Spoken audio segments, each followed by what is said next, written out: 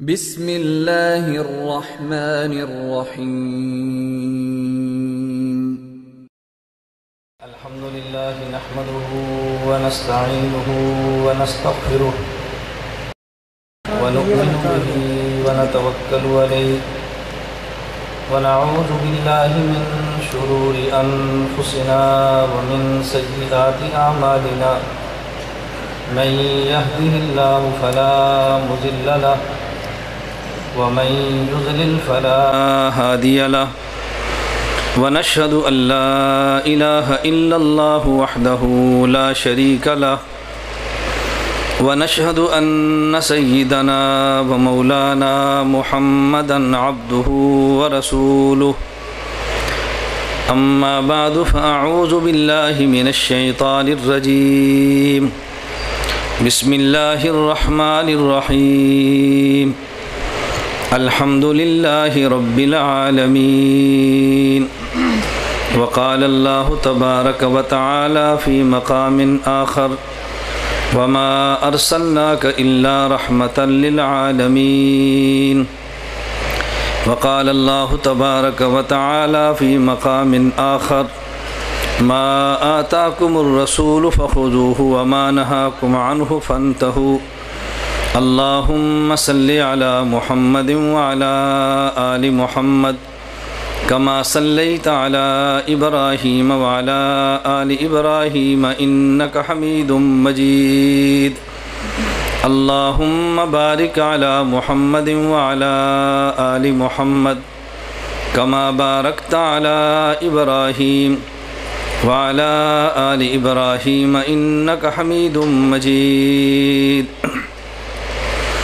سلام اس پر کہ جس نے بے کسوں کی دستگیری کی، سلام اس پر کہ جس نے بے کسوں کی دستگیری کی، سلام اس پر کہ جس نے بادشاہی میں فقیری کی، سلام اس پر کہ اسرار محبت جس نے سمجھائے، سلام اس پر کہ اسرار محبت جس نے سمجھائے، سلام اس پر کہ جس نے زخم کھائے پھول برسائے، سلام اس پر جو خون کے پیاسوں کو کبائیں دیتا تھا، سلام اس پر جو خون کے پیاسوں کو کبائیں دیتا تھا، سلام اس پر جو گالیاں سن کر بھی دعائیں دیتا تھا، سلام اس پر کہ جس کے گھر نہ چاندی تھی نہ سونا تھا، سلام اس پر کہ جس کے گھر نہ چاندی تھی نہ سونا تھا، سلام اس پر کہ ٹوٹا ہوا بوریا جس کا بچھونا تھا،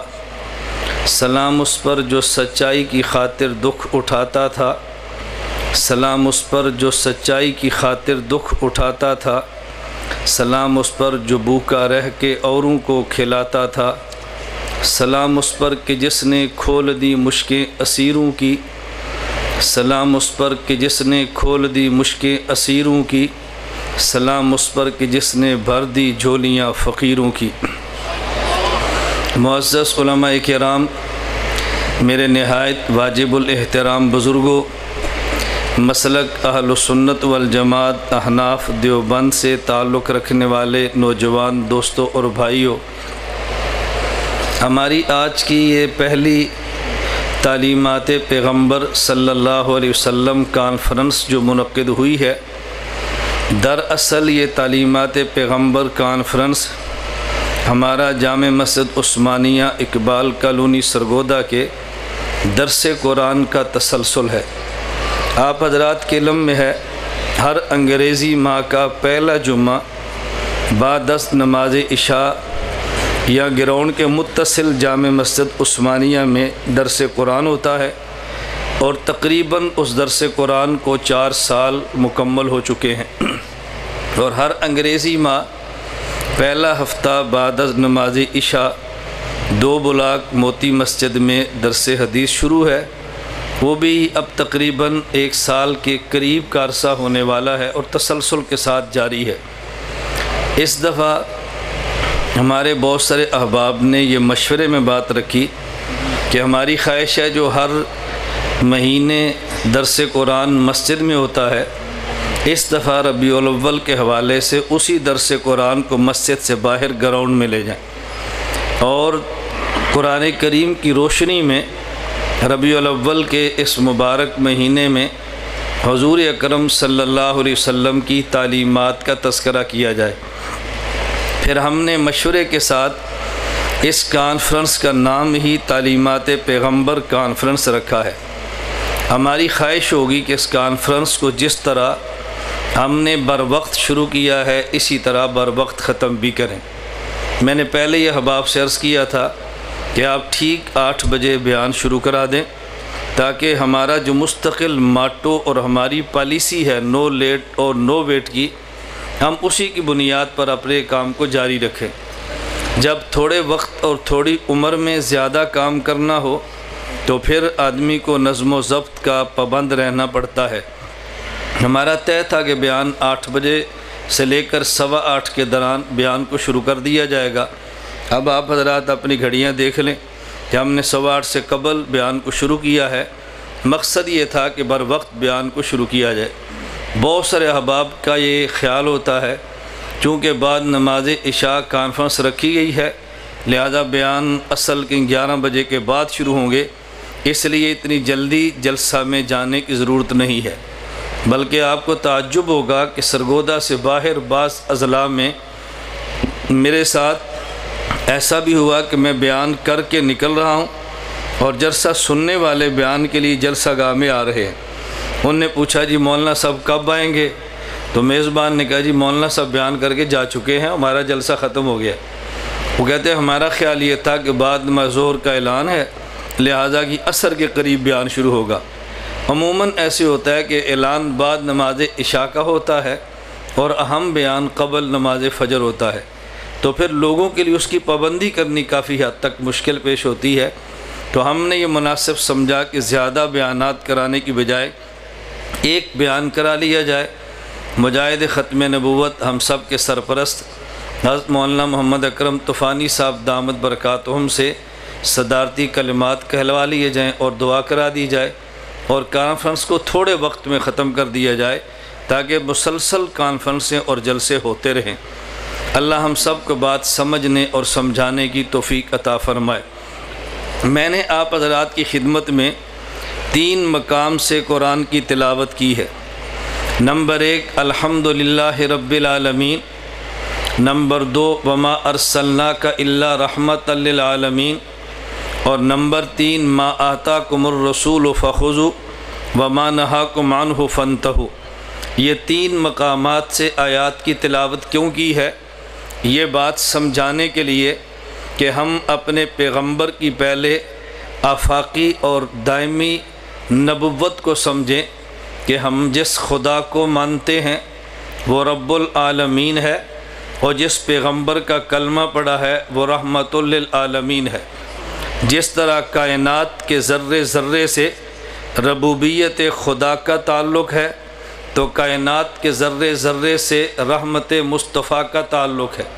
ہمارا اہل سنت والجماعت احناف دیوبند کا یہ نظریہ ہے کہ جس طرح کائنات کے ذرے ذرے کو پیدا خدا نے فرمایا ہے، اسی طرح کائنات کے ذرے ذرے کے پیدا ہونے کا سبب ہمارے مصطفیٰ کی ذات گرامی ہے۔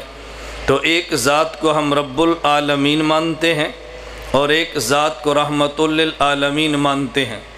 اس کا معنی یہ ہے کہ پوری کائنات کو چلانے والا وہ رب العالمین ہے، اور جس شریعت کے مطابق اس کائنات کے تشریعی نظام نے چلنا ہے وہ شریعت والا رحمت للعالمین ہے۔ ہم اپنے ربوبیت کے دائرے کو دیکھیں اور اپنے مصطفیٰ کی رحمت کے دائرے کو دیکھیں، ان دونوں میں جوڑ کیا ہے؟ رب العالمین اور رحمت للعالمین میں وہ میں اپنے بالکل جلسے کے اختتام پہ عرض کروں گا، اس لیے جہاں سے ہمارا بیان شروع ہے وہیں پہ بیان ختم ہوگا، جیسے اس کی ابتدا ہے ویسے انتہا ہوگی۔ تو رب العالمین اور رحمت للعالمین ان میں جوڑ کیا ہے میں آخر میں انشاءاللہ عرض کروں گا۔ شروع میں اتنی بات سمجھ لیں کہ جس خدا کا کلمہ پڑھا وہ رب العالمین ہے، اور جس خدا کی شریعت کو مانا وہ رب العالمین، اور جس مصطفیٰ کی شریعت قبول کی ہے، جس مصطفیٰ پر ایمان لائے ہیں وہ رحمت للعالمین ہے۔ ہم رب العالمین کو خدا مانتے ہیں اور رحمت للعالمین کو صرف نبی نہیں بلکہ امام الانبیاء، سید الانبیاء اور خاتم الانبیاء مانتے ہیں۔ ہم رب العالمین کو توحید کے اندر اور رحمت للعالمین کو ختم نبوت کے اندر یکتا مانتے ہیں۔ یہ ہمارا نظریہ عقیدہ ہے۔ حضور اکرم صلی اللہ علیہ وسلم رب العالمین اور عالمین کے درمیان واسطہ ہیں۔ رب العالمین اور عالمین کے درمیان واسطہ ہیں۔ رب العالمین نے جو احکام عالمین کو دینے ہیں، درمیان میں پیغمبر کی ذات واسطہ ہے۔ رسول اکرم صلی اللہ علیہ وسلم اللہ رب العزت سے احکام کو لیتے ہیں اور انسانیت کو احکام دیتے ہیں، جس کو سمجھانے کے لیے حضور اکرم صلی اللہ علیہ وسلم کی حدیث مبارک کی میں تلاوت کرتا ہوں۔ یہ صحیح بخاری میں حدیث موجود ہے۔ اللہ کے نبی نے فرمایا، انما انا قاسم واللہ یعطی، علم و عمل عطا کرنے والی ذات خدا کی ہے اور علم و عمل کو تقسیم کرنے والی ذات مصطفیٰ کی ہے۔ اللہ علم و عمل عطا فرماتے ہیں اور میں مصطفیٰ اس علم و عمل کو تقسیم کرتا ہوں۔ نبی وہی نعمت تقسیم کریں گے جو اللہ نے ان کو عطا فرمائی ہے، اور جو نعمت اختیار عطا نہیں کیا اس اختیار کو تقسیم کرنا پیغمبر کے دائرہ اختیار میں نہیں ہے۔ ہم رسول اکرم صلی اللہ علیہ وسلم کو کائنات میں سب سے بڑا مانتے ہیں، لیکن خالق اور رب العالمین کے بعد مانتے ہیں، اس لیے کہ پیغمبر بہت بڑے ہیں لیکن ایک انتہا ہے، اور خالق اتنے بڑے ہیں کہ جن کی کوئی انتہا نہیں۔ تو ہماری اللہ کی ذات غیر محدود ہے۔ اللہ علم عمل عطا فرماتے ہیں، ہمارے پیغمبر علم و عمل کو تقسیم فرماتے ہیں۔ جو کچھ ہمیں نبی نے عطا فرمایا وہ اللہ سے لیا اور امت کو دیا ہے۔ تو ہمارے پیغمبر کی تعلیمات کا خلاصہ یہ صرف دو چیزیں ہیں، جس کو سمجھانے کے لیے میں نے قرآن کریم کی تیسری آیت تلاوت کی ہے، ما آتاکم الرسول فخذوا وما نہاکم عنہ فانتہوا۔ اللہ رب العزت نے فرمایا کہ جو کچھ میرا پیغمبر تمہیں دے اس کو لے لو، اور جس بات سے میرا پیغمبر منع کرے اس سے رک جاؤ۔ اس کو سمجھانے کے لیے میں مختلف انداز میں دو لفظ استعمال کرتا ہوں، نمبر 1 مامورات اور نمبر 2 منہیات۔ یہ شریعت کا خلاصہ ہے۔ مامورات کا معنی یہ ہے کہ وہ کام جن کے کرنے کا پیغمبر نے حکم دیا ہے۔ منہیات کا معنی یہ ہے وہ کام کہ جن سے ہمارے پیغمبر نے منع کیا ہے۔ تعلیمات پیغمبر کا خلاصہ دو چیزیں ہیں، بعض وہ چیزیں جن کے کرنے کا حکم دیا اور بعض وہ چیزیں جن سے بچنے کا حکم دیا ہے۔ دوسرے انداز میں سمجھیں، شریعت کا خلاصہ دو چیزیں ہیں، اور اس کو قرآن کریم نے یوں بیان کیا ہے، فَمَن يَعْمَلْ مِثْقَالَ ذَرَّةٍ خَيْرًا يَرَهُ وَمَن يَعْمَلْ مِثْقَالَ ذَرَّةٍ شَرًّا يَرَهُ۔ ایک وہ چیز ہے جسے خیر کہتے ہیں اور ایک وہ ہے جسے شر کہتے ہیں۔ پیغمبر امت کو خیر عطا کرتے ہیں اور شر سے امت کو روکتے ہیں، تو ہم نے شر سے بچنا ہے اور خیر کو لینا ہے۔ یہ تعلیمات پیغمبر کا خلاصہ ہے۔ اوامر اور نواہی کہہ لیں، مامورات اور منہیات کہہ لیں، یا خیر کا حصول اور شر سے بچنا کہہ لیں۔ اللہ رب العزت نے دو لفظوں میں بات سمجھائی ہے، ما آتاکم الرسول فخذوا وما نہاکم عنہ فانتہوا۔ جو کام کرنے کا میرا نبی حکم دے اس کو کرو، اور جس سے میرا پیغمبر منع کر دے اس سے باز آ جاؤ۔ ایک نقطہ سمجھے، اللہ رب العزت نے اس آیت میں یہ نہیں فرمایا کہ جس کام کے کرنے کا میں حکم دوں وہ تم نے کرنا ہے، اور جس سے میں منع کروں تم نے باز آ جانا ہے۔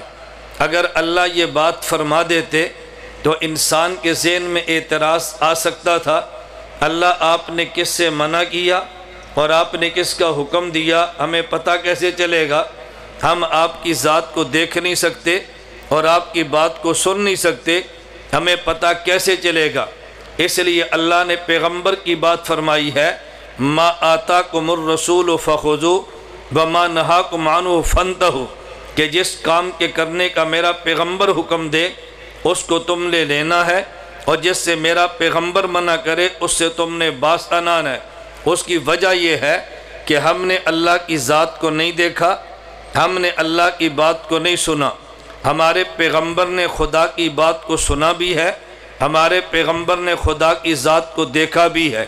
اللہ کے پیغمبر نے خدا کو سنا بھی ہے، اللہ کے پیغمبر نے خدا کو دیکھا بھی ہے، اور ہمارے پیغمبر جو بات فرماتے ہیں وہ پیغمبر کی اپنی بات ہرگز نہیں ہے۔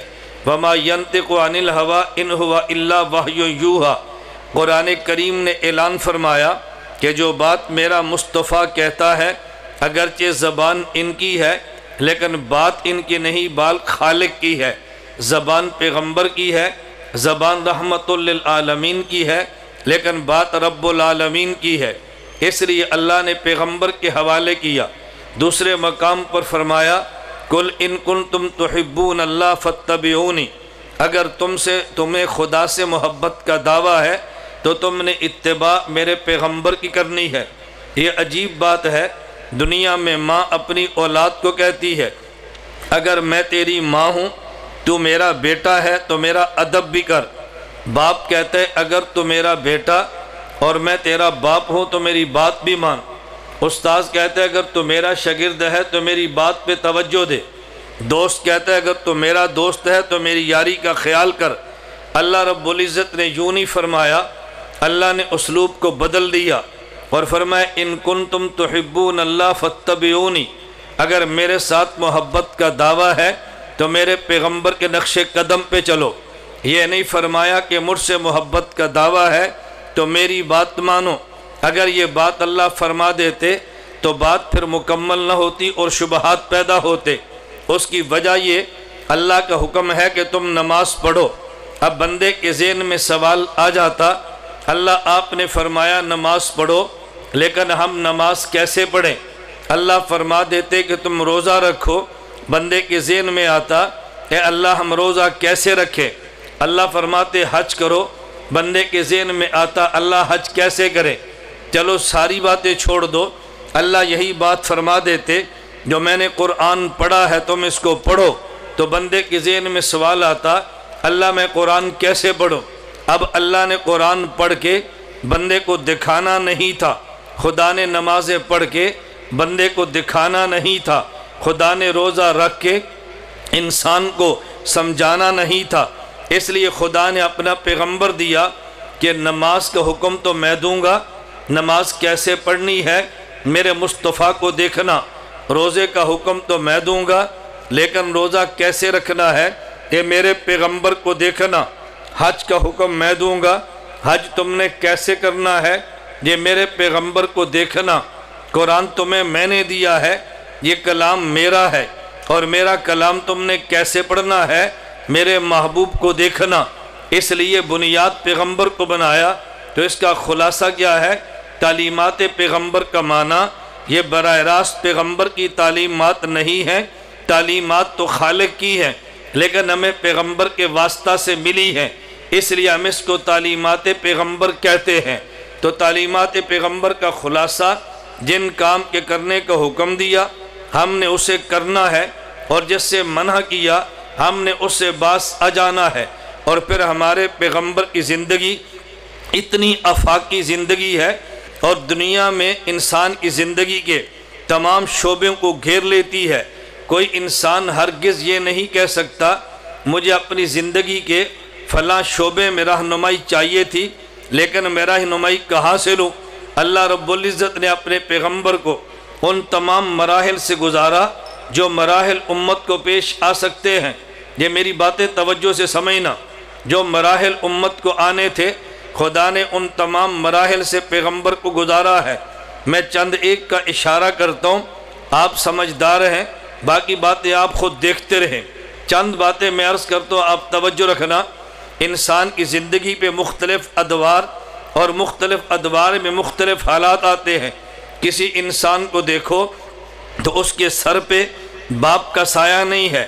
اللہ نے پیغمبر کو یتیم پیدا کیا ہے، اگر باپ پہ سایہ نہ ہو میرے مصطفیٰ کو دیکھنا۔ اور کتنے بچے وہ ہیں کہ بچپن میں جن کی ماں کا سایہ سر سے اٹھ جاتا ہے، اگر ایسی کیفیت آئے میرے مصطفیٰ کو دیکھو، بچپن میں اس کی ماں کا سہارا سر سے اٹھا لیا ہے، اور کتنے وہ لوگ ہیں کہ ماں اور باپ نہیں لیکن دادا تھا اور اس کا سہارا بھی اٹھ گیا ہے۔ فرمایا میرے مصطفیٰ کو دیکھ لو، ان کے سر پہ دادا عبد المطلب کا سہارا بھی نہیں، وہ بھی اٹھ گیا ہے۔ اور کتنے وہ لوگ ہیں کہ جو پیدائشی غریب ہوتے ہیں اور ان کا بچپن غربت میں گزرتا ہے، اللہ نے اپنے پیغمبر کو پہلے غربت عطا کی ہے، یہ بتانے کے لیے میرے پیغمبر کی بچپن کی غربت بھی تمہارے سامنے ہو۔ آج ہمارے لوگ کتنے پریشان ہیں، ہر آدمی کالج، سکول اور مدرسے کو دیکھتا ہے، لیکن کتنے وہ بچے ہیں کہ جو سکول یا مدرسے میں نہیں آتے، وہ بچپن میں مزدوریاں کرتے ہیں۔ اگر تم نے ان کی زندگی سمجھنی ہو، میرے پیغمبر کی بکریاں چرانے کا دور دیکھ لینا، یہ بچپن میں بچہ مزدوریاں کیسے کرتا ہے یا بچپن کی مشقتیں کیسے اٹھاتا ہے، میرے پیغمبر کا بکریاں چرانا دیکھ لینا۔ اور اگر آدمی نے اس کی جوانی دیکھنی ہو کہ جوانی میں ایسے ماحول میں جہاں شراب و کباب کی محفلیں ہوں تو کیسے بچا جاتا ہے، میرے مصطفیٰ کی ذات کو دیکھ لینا، اس دور کا مکے کا ماحول بھی دیکھنا اور میرے مصطفیٰ کی جوانی کو بھی دیکھنا۔ اللہ نے ان مراحل سے پیغمبر کو گزارا ہے۔ پھر اگر کوئی باپ ہو اور اس باپ کی بیٹیاں ہوں اور کبھی ایسی نوبت آ جائے داماد بیٹی کو طلاق دے دے تو باپ کے دل پہ کیا گزرتی ہے۔ ہمارے پیغمبر کی دو بیٹیاں رقیہ ام کلثوم کو ابو لہب کے دو بیٹے عتبہ عتیبہ کے نکاح میں تھی، ان بے ایمانوں نے ہمارے پیغمبر کی دو بیٹیوں کو طلاق دی ہے، تو طلاق مل جائے تو باپ کے دل پہ کیا گزرتی ہے۔ خدا نے ان مراحل سے اپنے حبیب اور مصطفیٰ کو گزار دیا ہے۔ اگر کوئی آدمی ایک شہر میں ہو اور کسی دینی تقاضے کی وجہ سے اسے ملک چھوڑنا پڑ جائے، جسے ہجرت کا دور کہتے ہیں، اللہ نے پیغمبر کو ہجرت کا دور بھی دکھایا۔ مکہ کو چھوڑ کے مدینہ منورہ گئے ہیں، مہاجر کے دل پہ کیا گزرتی ہے، خدا نے ان مراحل سے اپنے پیغمبر کو گزارا ہے۔ اور اگر کسی باپ کے چھوٹا بچہ یہ فوت ہو جائے تو اولاد کی وفات پہ والدین کے دل پہ کیا گزرتی ہے، خدا نے اپنے پیغمبر کے 3 بچے بچپن میں لیے ہیں اور نابالغ بچوں کے جنازے اٹھے ہیں، تاکہ پیغمبر کے سامنے یہ بھی آئے نابالغ اولاد کے فوت ہونے سے باپ کے دل پہ کیا گزرتی ہے۔ ان احوال سے خدا نے ہمارے پیغمبر کو گزارا ہے۔ جب آدمی دین کی دعوت لے کے چلتا ہے اور غیر اگر اس کی مخالفت کرے، اس کے دل پہ کیا گزرتی ہے، پیغمبر ان احوال سے گزرے ہیں۔ اور جب دین کی محنت کرے اور اپنے مخالفت کرے تو دل پہ کیا گزرتی ہے، ہمارے پیغمبر پہ یہ احوال بھی آئے ہیں۔ نبی کا چچا بد دعائیں دیتا ہے، نبی کی چچی ام جمیل حضور کے راستے میں کانٹے بچھاتی ہے، اللہ کے پیغمبر کے چچا پیغمبر کے چچا ابو جہل یہ تلوار لے کر مقابلے پہ سر کاٹنے کے لیے کھڑے ہیں، تو دل پہ کیا گزرتی ہے۔ خدا نے پیغمبر کو ان حالات سے گزارا ہے، تو جو مشقتیں آ سکتی تھی امت پہ، اللہ نے پیغمبر کو ان مراحل سے گزار دیا ہے۔ میرے پیغمبر میں علم میں ہے، یتیم ہو کیفیت کیا ہے، اولاد چلی جائے کیفیت کیا ہے، بیٹی ملے تو خوشی کیا ہے، بیٹی کو طلاق ملے تو دکھ کیا ہے، نرینہ اولاد پیدا ہو تو راحت کیا ہے، نرینہ اولاد بچپن میں چلی جائے تو دکھ کیا ہے، آدمی شہر چھوڑے تو دکھ کیا ہے، اور واپس شہر میں آئے تو خوشی کون سی ہے۔ پہلے ان مراحل سے خدا نے پیغمبر کو گزارا، اور پھر اللہ نے ان مشکلات سے گزارنے کے باوجود اپنے پیغمبر کو طاقت دی ہے، اپنے پیغمبر کو وسعتیں دی ہیں، اپنے پیغمبر کو ساری چیزیں عطا فرمائی ہیں۔ اور عجیب بات یہ ہے، اللہ کے نبی نے مکہ مکرمہ میں جب ابتدائی طور پہ اسلام کی بات کی ہے، حضور پاک کے پاس دولت بھی نہیں ہے، اللہ کے نبی کے پاس طاقت بھی نہیں ہے، اللہ کے نبی کے پاس طاقت اور دولت حکومت بھی نہیں ہے، یہ تینوں چیزیں اللہ کے نبی کے پاس نہیں۔ لیکن ایک دور مدینہ منورہ میں مشقتوں سے گزرنے کے بعد ایسا آیا، اللہ کے نبی کے پاس دولت بھی ہے، اللہ کے نبی کے پاس طاقت بھی ہے، اللہ کے پیغمبر کے پاس حکومت بھی ہے، خدا نے تینوں چیزیں عطا فرما دی ہیں۔ پھر آدمی کو قوت بھی ملے، حکومت اور طاقت بھی ملے، پھر آدمی کی کیفیت کیا ہوتی ہے، خدا نے پیغمبر کو ان کیفیات سے بھی گزارا ہے۔ اور عجیب بات یہ ہے، رسول اللہ جب مکہ مکرمہ میں فاتح بن کے داخل ہوئے تو میں آج کی زبان میں سمجھانے کے لیے کہتا ہوں، اپنے شریکوں کے پاس گئے ہیں، اپنی برادری کے پاس گئے ہیں، جو جان کے دشمن تھے، جنہوں نے شہر سے نکالا تھا، جن نے پیغمبر کے لیے مکہ میں رہنا مشکل کر دیا تھا، اللہ کے نبی فاتح بن کے جب اسی مکہ مکرمہ میں گئے ہیں تو پھر پیغمبر کی کیفیت کیا ہے خدا نے یہ بھی امت کو دکھا دی ہے۔ اللہ کے نبی فاتح بن کے گئے ہیں، 10,000 کا قافلہ مجاہدین صحابہ کا پیغمبر کے ساتھ ہے، حضور اونٹنی پہ سوار ہیں اور فاتح بن کے داخل ہو رہے ہیں، لیکن اس حالت میں پیغمبر کے شبہ میں، پیغمبر کے وہم و گمان میں بھی الیاذ باللہ دور دور تک نہ کبر ہے نہ عجب ہے، بلکہ اللہ کے نبی اتنے جھکے ہیں، آپ کا سر مبارک یہ اونٹ کی کوہان کے ساتھ لگا ہوا ہے۔ ان سارے مراحل سے اللہ نے اپنے پیغمبر کو گزارا ہے۔ کیوں؟ پیغمبر نے رہنما بن کے امت کو تعلیمات دینی تھی۔ اگر اللہ ان مراحل سے نہ گزارتے اور پھر اللہ کے نبی امت کو تعلیمات دیتے تو جو دین دشمن تھے وہ پیغمبر پہ اعتراض کر سکتے تھے کہ نبی نے صبر کی تعلیم دی ہے، لیکن یہ مشقت حضور کو ہوتی، ہم دیکھتے کہ صبر کسے کہتے ہیں۔ اللہ نے فرمایا نہیں، اگر پیغمبر تمہیں صبر کی تعلیم دیتے ہیں، ان مراحل سے میرا نبی گزرا ہے، اگر ان مراحل سے نہ گزرتے پھر پیغمبر تعلیمات عطا فرماتے تو جو لوگ نبی کی تعلیمات کو نہیں ماننا چاہتے ان کے پاس عذر اور بہانہ موجود تھا۔ اللہ کے نبی صلی اللہ علیہ وسلم، میں ایک مثال پیش کرتا ہوں جو آپ کے علم میں ہے کہ خندق کے موقع پہ صحابہ کرام خندق کھود رہے ہیں، اللہ کے نبی صلی اللہ علیہ وسلم بھی اپنے مبارک ہاتھوں سے اپنے حصے کی خندق کھود رہے ہیں، اور کوئی سوچ بھی نہیں سکتا تھا۔ اللہ کے نبی نے کدال ماری اور چٹان ٹوٹی اور وہاں سے کچھ چنگاڑے نکلے اور حضور فرمانے لگے کہ روم فتح ہو گیا۔ اب لوگ مذاق اڑائیں، ادھر چٹانیں ٹوٹتی نہیں ہیں، ادھر خندق کھودی جا رہی ہے، اور ادھر مدینے کے تحفظ کے لیے پریشان ہے اور کہتے ہیں دیکھو روم فتح ہو گیا۔ اللہ کے نبی نے فرمایا میں جو کہتا ہوں یہ دور آئے گا کہ روم نے فتح ہونا ہے۔ میں ایک مثال دینے لگا ہوں، ایک صحابی حضور کی خدمت میں آئے، عرض کیا اللہ کے نبی مجھے بہت بھوک لگی ہے، اتنی بھوک لگی ہے کہ میں نے اپنے پیٹ پہ پتھر باندھا ہے بھوک کو روکنے کے لیے۔ اب اگر اللہ کے نبی کو بھوک نہ لگتی اور اللہ کے نبی فرماتے صبر کرو، دین میں ایسا ہوتا ہے، تو لوگ کہتے دیکھو خود تو کھا لیا ہے اور ہمیں کہتے ہیں صبر کرو۔ جیسے آج کے دور میں قیادت ہے، کارکن باہر بھوک سے مر رہا ہوتا ہے اور قیادت اندر سے تکے کھا کے اسٹیج پہ آتی ہے۔ اب ایسی قیادت اگر کارکن کو یہ بات کہے کہ دیکھو صبر سے کام لو تو لوگ مذاق اڑاتے ہیں، ان کے میسج چلتے ہیں۔ ہمارے پیغمبر نے یوں نہیں فرمایا۔ اگر پیغمبر کے کارکن صحابی نے اپنا پیٹ دکھایا کہ میں نے پتھر باندھا ہے، اللہ کے نبی نے فرمایا یہ میرے کپڑے کو اٹھا کر دیکھو، میرے پیٹ پہ ایک پتھر نہیں میں نے 2 پتھر باندھے ہیں، میں نے 1 پتھر نہیں میں نے 2 پتھر باندھے ہیں۔ اب اللہ کے پیغمبر اپنے پیٹ پہ پتھر باندھے ہیں، اس کا مطلب پیغمبر کو بھوک کا احساس ہے، تو جب اپنی بھوک کا احساس ہوگا تو اللہ کے نبی امت کی بھوک کا احساس بھی فرما سکتے ہیں۔ خدا نے ان سارے مراحل سے گزارا ہے۔ میں ایک بات سمجھانے کے لیے اور عرض کرتا ہوں، صرف بات ذہن نشین فرما لیں۔ اللہ کے نبی کو اللہ نے حکم دیے، اور جس طرح ہمیں حکم دیے خدا نے کچھ احکام براہ راست خطاب کر کے اپنے پیغمبر کو دیے۔ آپ نے کئی بار اس سورت کی تلاوت کی ہے، سورۃ الضحیٰ۔ اللہ نے اپنے نبی کو حکم دیے اما الیتیم فلا تقہر، پیغمبر آپ نے یتیم کو ڈانٹنا نہیں ہے۔ پھر اللہ نے نبی کو حکم دیا اما السائل فلا تنہر، میرے پیغمبر آپ نے مانگنے والے کو آپ نے جھڑکنا اور ڈانٹنا نہیں ہے۔ یہ 2 حکم دیے، لیکن ان 2 حکم دینے سے قبل اللہ نے پیغمبر کا ماضی پیغمبر کے سامنے پیش کیا۔ فرمایا الم یجدک یتیما فآویٰ، اے پیغمبر اپنے بچپن کو ذہن میں رکھنا، آج یتیم تیرے پاس آیا تھا تو میرے پیغمبر کبھی آپ بھی تو یتیم تھے، اپنے یتیمی کو ذہن میں رکھنا۔ اب فرمایا کہ یتیم کو آپ نے جھڑکنا نہیں ہے۔ اللہ نے فرمایا وَوَجَدَكَ عَائِلًا فَأَغْنَىٰ، میرے پیغمبر آپ کے علم میں ہے آپ کے پاس دولت نہیں تھی، ہم نے عطا کی ہے۔ اب اگر سائل آیا اما السائل فلا تنہر، اب آپ نے سائل کو ڈانٹنا نہیں ہے۔ اللہ نے پہلے پیغمبر کو یتیمی یاد کرائی ہے، پہلے پیغمبر کو غربت یاد دلائی ہے، اور پھر یتیم کو ڈانٹنے اور سائل کو جھڑکنے سے منع کیا ہے۔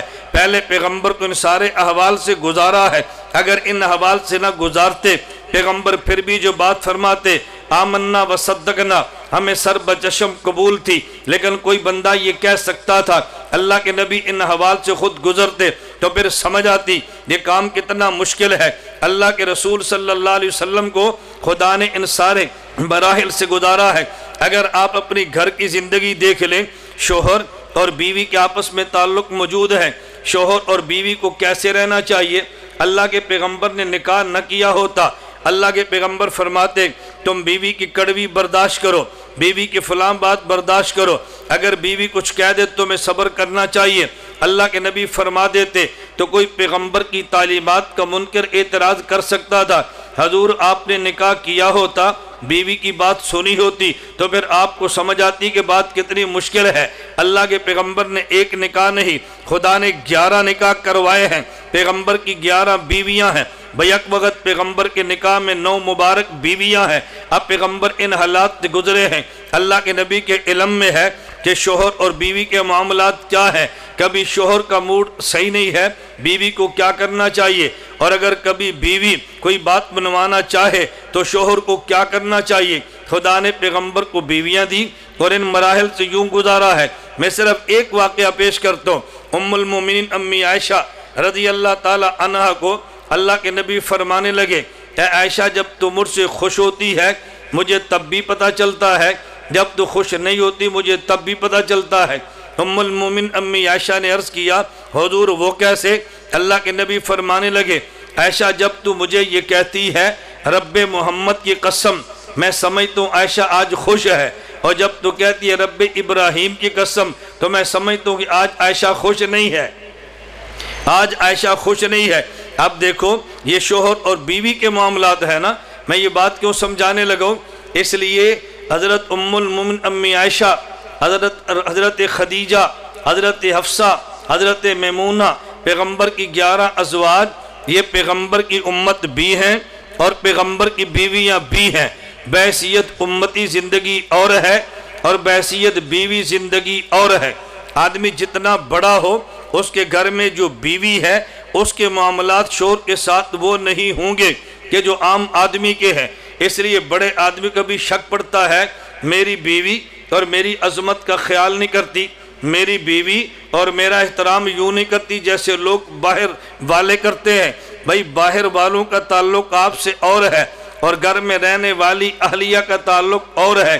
یہی وجہ اللہ نے قرآن کریم میں فرمایا، یا ایھا الذین آمنوا لا ترفعوا اصواتکم فوق صوت النبی، دیکھو تمہاری آواز پیغمبر کی زبان، پیغمبر کی آواز سے اونچی نہ ہو وگرنہ تمہارے اعمال ضائع ہو جائیں گے۔ حضرت مفسرین فرماتے ہیں یہ حکم عام امت کے لیے ہے، پیغمبر کی بیویوں کے لیے نہیں ہے۔ وہ صرف پیغمبر کی امت نہیں بلکہ پیغمبر کی بیوی بھی ہے، تو بحیثیت بیوی ان کو وہ حق حاصل ہے جو عام امتی کو حق حاصل نہیں ہے۔ میں یہ بات سمجھا رہا تھا کہ جو مراحل امت پہ آنے تھے اللہ نے ان سے پیغمبر کو گزارا، اور پھر پیغمبر ان حوصلے کے ساتھ ان حالات کو برداشت کرتے رہے۔ بالآخر ایک دور وہ بھی آیا، خدا نے طاقت بھی دی ہے، خدا نے حکومت بھی دی ہے، اللہ نے ہمارے پیغمبر کو طاقت، حکومت اور دولت یہ ساری نعمتیں دی ہیں، لیکن زندگی کے آخر میں دی ہیں۔ میں ایک بات درمیان میں عرض کروں، یہ شروع میں کیوں نہیں دی اور آخر میں کیوں دی ہیں؟ میں ایک سوال اٹھا کے اس کو بطور جواب پیش کر دیتا ہوں۔ میں جدہ سعودی عرب میں تھا، وہاں ایک آدمی نے مجھ سے ایک علمی مجلس میں سوال کیا اور مجھے کہنے لگا کہ مولانا صاحب آپ یہ بتائیں، حضرت امام اعظم ابو حنیفہ رحمہ اللہ تعالیٰ کو کس جرم میں جیل کاٹنی پڑی، کس جرم میں کوڑے پڑے، کس جرم میں ان کا جنازہ جیل سے اٹھا؟ میں نے کہا خلیفہ وقت نے حضرت امام اعظم ابو حنیفہ رحمۃ اللہ علیہ سے کہا ہم آپ کو قاضی القضات اور چیف جسٹس بنانا چاہتے ہیں۔ امام اعظم ابو حنیفہ فرمانے لگے میں اس عہدے کے لیے تیار نہیں ہوں۔ خلیفہ وقت کی منشا کیا تھی؟ اگر امام اعظم ابو حنیفہ جیسا آدمی چیف جسٹس بن گیا تو پھر ظاہر ہماری حکومت پکی ہے۔ اتنا بڑا آدمی جب ہمارا قاضی القضات ہوگا تو یہ بات کہنے میں حق بجانب ہوں گا کہ میری خلافت خالصتاً شریعت کے اصولوں کے مطابق ہے، ورنہ اتنا بڑا امام میرا قاضی نہ ہوتا۔ حضرت امام اعظم ابو حنیفہ کو خدا نے فراست ایمانی عطا فرمائی، فرمانے لگے میں اس منصب کے لیے تیار نہیں ہوں۔ خلیفہ نے بلا کے پوچھا آپ کیوں تیار نہیں ہے؟ یہ بڑی دلچسپ بحث ہے۔ امام اعظم ابو حنیفہ فرمانے لگے بادشاہ سلامت، میں قاضی القضات بننے کا اہل نہیں ہوں، میں اہل نہیں ہوں، اور جب میں اہل نہیں ہوں تو مجھے منصب نہیں دینا چاہیے۔ اب بادشاہ کہنے لگا آپ چیف جسٹس بننے کے اہل ہیں۔ امام صاحب نے فرمایا کہ میں اہل نہیں ہوں۔ اس نے کہا جی آپ اہل ہیں۔ امام صاحب فرمانے لگے اچھا خلیفہ وقت اب دو باتیں، میں کہتا ہوں میں چیف جسٹس بننے کا اہل نہیں، آپ فرماتے ہیں کہ تم اہل ہو۔ یہ جو میں نے جملہ کہا میں چیف جسٹس بننے کا اہل نہیں ہوں، یا میں سچ کہہ رہا ہوں یا میں جھوٹ کہہ رہا ہوں؟ یہ بڑا نکتہ سمجھیں۔ میں جو کہتا ہوں میں چیف جسٹس بننے کا اہل نہیں ہوں، آپ کہتے ہیں کہ تو اہل ہے، میں کہتا ہوں میں اہل نہیں ہوں، میں سچ بولتا ہوں یا جھوٹ بولتا ہوں؟ دو ہی صورتیں ہیں۔ اگر میں سچ بولتا ہوں تو واقعتاً میں اہل نہیں ہوں، نہ اہل کو چیف جسٹس نہیں بنانا چاہیے، اور اگر میں اہل ہوں اور جھوٹ بولتا ہوں تو جھوٹے آدمی کو بھی چیف جسٹس نہیں بنانا چاہیے۔ تو مجھے آپ کیسے چیف جسٹس بنائیں گے؟ میں کہتا ہوں میں اہل نہیں ہوں، آپ کہتے ہیں اہل ہے۔ اگر میں سچ بولتا ہوں میں اہل نہیں ہوں تو نہ اہل کو چیف جسٹس تھوڑے ہی بناتے ہیں، اور اگر میں جھوٹ بولتا ہوں تو جھوٹے آدمی کو چیف جسٹس بنا نہیں سکتے، جھوٹا آدمی قاضی کیسے ہو سکتا ہے؟ اب بادشاہ دلیل کے سامنے امام صاحب کے سامنے خاموش ہو گیا، لیکن بادشاہ وقت تھا، کہا جی کوڑے مارو۔ امام صاحب نہیں مانے، جیل میں ڈال دو۔ امام صاحب نہیں مانے، بالآخر زہر ڈال دے کے شہید کروا دیا گیا۔ امام صاحب پھر بھی نہیں مانے۔ مجھے وہ جدہ میں ایک شخص کہنے لگا کہ مولانا یہ بتائیں اس امت کا پہلا چیف جسٹس، اس امت کا پہلا قاضی القضات کون ہے؟ میں نے کہا قاضی امام ابو یوسف، امام اعظم ابو حنیفہ کے شاگرد۔ اب ان کا سوال، مجھے کہنے لگے اگر چیف جسٹس بننا ٹھیک تھا تو امام ابو حنیفہ کیوں نہیں بنے، اور اگر چیف جسٹس بننا غلط تھا تو امام صاحب کے سب سے بڑے شاگرد امام ابو یوسف کیوں بنے ہیں؟ اگر ٹھیک تھا تو خود کیوں نہیں بنے، اور غلط تھا تو کام ان کے شاگرد نے کیوں کیا ہے؟ اب آدمی ٹھیک کہے تو پھر پھنستا ہے، اگر غلط کہے تو پھر پھنستا ہے۔ میں نے اس سے کہا ان کا جواب میرے پیغمبر کی زندگی میں مل جاتا ہے۔ مجھے کہنے لگا جی وہ کیسے؟ میں نے کہا حضور اکرم صلی اللہ علیہ وسلم کو اللہ نے ابتدائی دور میں مکہ مکرمہ میں حکومت بھی نہیں دی، طاقت بھی نہیں دی، دولت بھی نہیں دی، اور مدینہ منورہ میں آ کے حکومت بھی دی ہے، دولت بھی دی ہے، طاقت بھی دی ہے۔ اب مجھے بتاؤ اگر یہ تینوں چیزیں ٹھیک تھیں تو مکہ مکرمہ میں کیوں نہیں دی، اور اگر یہ تینوں چیزیں غلط تھیں تو پھر مدینہ منورہ میں کیوں دی ہیں؟ اگر ٹھیک تھی تو مکہ مکرمہ میں کیوں نہیں دی، اور اگر غلط تھی تو مدینہ منورہ میں کیوں دی ہیں؟ اب اس کے پاس تو جواب نہیں تھا۔ اس نے کہا جی میں نے آپ سے سوال کیا ہے، آپ نے الٹا مجھ پہ سوال کر دیا ہے۔ میں نے کہا تجھے اس سوال کا جواب ملا تو اس سوال کا جواب بھی ملے گا۔ مجھے کہتے ہیں جی دونوں کا جواب آپ دے دیں۔ میں نے کہا بات توجہ سے سمجھنا، اگر ابتدائی دور میں مکہ مکرمہ میں اللہ اپنے نبی کو دولت بھی دیتے، اپنے نبی کو حکومت بھی دیتے، اپنے نبی کو طاقت بھی دیتے، تو جن پیغمبر کے غلاموں نے حضور پاک کا کلمہ پڑھا تھا ان کے ایمان پہ اعتراضات تھا۔ انہوں نے کلمہ اس لیے پڑھا، بلال کمزور تھا، اس کا کلمہ پڑھوں گا تو میرے سر پہ طاقت کا ہاتھ آ جائے گا، غریب کلمہ پڑھتا، میں کلمہ پڑھوں گا مجھے دولت مل جائے گی، لوگ کلمہ پڑھتے ہمیں حکومت میں عہدے مل جائیں گے۔ اگر مکہ میں خدا حکومت طاقت اور دولت دیتے، پیغمبر کے صحابہ کلمہ پڑھتے تو لوگ اعتراض کر سکتے تھے، انہوں نے کلمہ دولت کے لیے پڑھا ہے، ان نے کلمہ طاقت کے لیے پڑھا ہے، ان نے کلمہ حکومت کے لیے پڑھا ہے۔ خدا نے ابتدائی طور پہ یہ چیزیں پیغمبر کو نہیں عطا کی تاکہ ان کے کلمہ گو کے ایمان پر اعتراض نہ کیا جا سکے۔ بالآخر مدینہ منورہ میں خدا نے دولت بھی دی ہے، خدا نے طاقت بھی دی ہے، خدا نے حکومت بھی دی ہے، یہ بتانے کے لیے کہ حق انہی کا تھا۔ شروع میں اس لیے نہیں دی تاکہ دشمن اعتراض نہ کرے۔ میں نے کہا امام اعظم ابو حنیفہ اگر چیف جسٹس بن جاتے، آج دنیا کا 80% مسلمان فقہ حنفی کے مطابق چل رہا ہے تو لوگ اعتراض کر دیتے یہ فقہ حنفی دنیا میں اس لیے بنی ہے کہ جس امام کے مقلد ہے وہ امام چیف جسٹس تھا، حکومت اس کے پاس تھی، طاقت اس کے پاس تھی، اس نے طاقت کی بنیاد پہ لوگوں کو اپنا مقلد بنا لیا ہے، فقہ حنفی کو عام کر دیا ہے، امام کا جنازہ جیل سے اٹھا ہے، دنیا میں 80% مسلمان فقہ حنفی قبول کر رہے ہیں، امام کا جنازہ جیل سے ہے، شاگرد چیف جسٹس بنا ہے، امام نے قبول کیوں نہیں کیا؟ تاکہ اعتراض نہ آئے۔ شاگرد نے قبول کیا کہ حق ان کا تھا،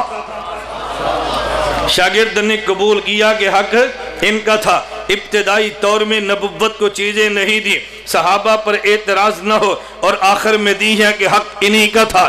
میں اس لیے بات سمجھا رہا تھا، خلاصہ میری اس ابتدائی گفتگو کا یہ ہے، ہم نے تعلیمات پیغمبر کے نام پہ جو کانفرنس منعقد کی ہے، میں پہلے اپنا عنوان سمجھا رہا تھا، ہم نے اس عنوان پہ جلسہ منعقد کیوں کیا ہے؟ عموماً ان دنوں میں جلسے کوئی ربیع الاول میں سیرت کے نام پہ کرتے ہیں، کوئی میلاد کے نام پہ کرتے ہیں۔ میں اعتراض میلاد اور سیرت پہ نہیں کرتا، میں تو اپنے موضوع کا تحفظ کرتا ہوں، اپنے موضوع پہ دلیل دیتا ہوں۔ ہم نے انتخاب کیوں کیا ہے؟ ہم نے جس خدا کو مانا وہ رب العالمین ہے، اور جس کے پیغمبر کا ہم نے جس پیغمبر کا کلمہ پڑھا وہ رحمت للعالمین ہے۔ اس کا معنی یہ ہے اگر کائنات کے ذرے ذرے میں ربوبیت خدا ہے تو کائنات کے ذرے ذرے میں رحمت مصطفیٰ بھی ہے۔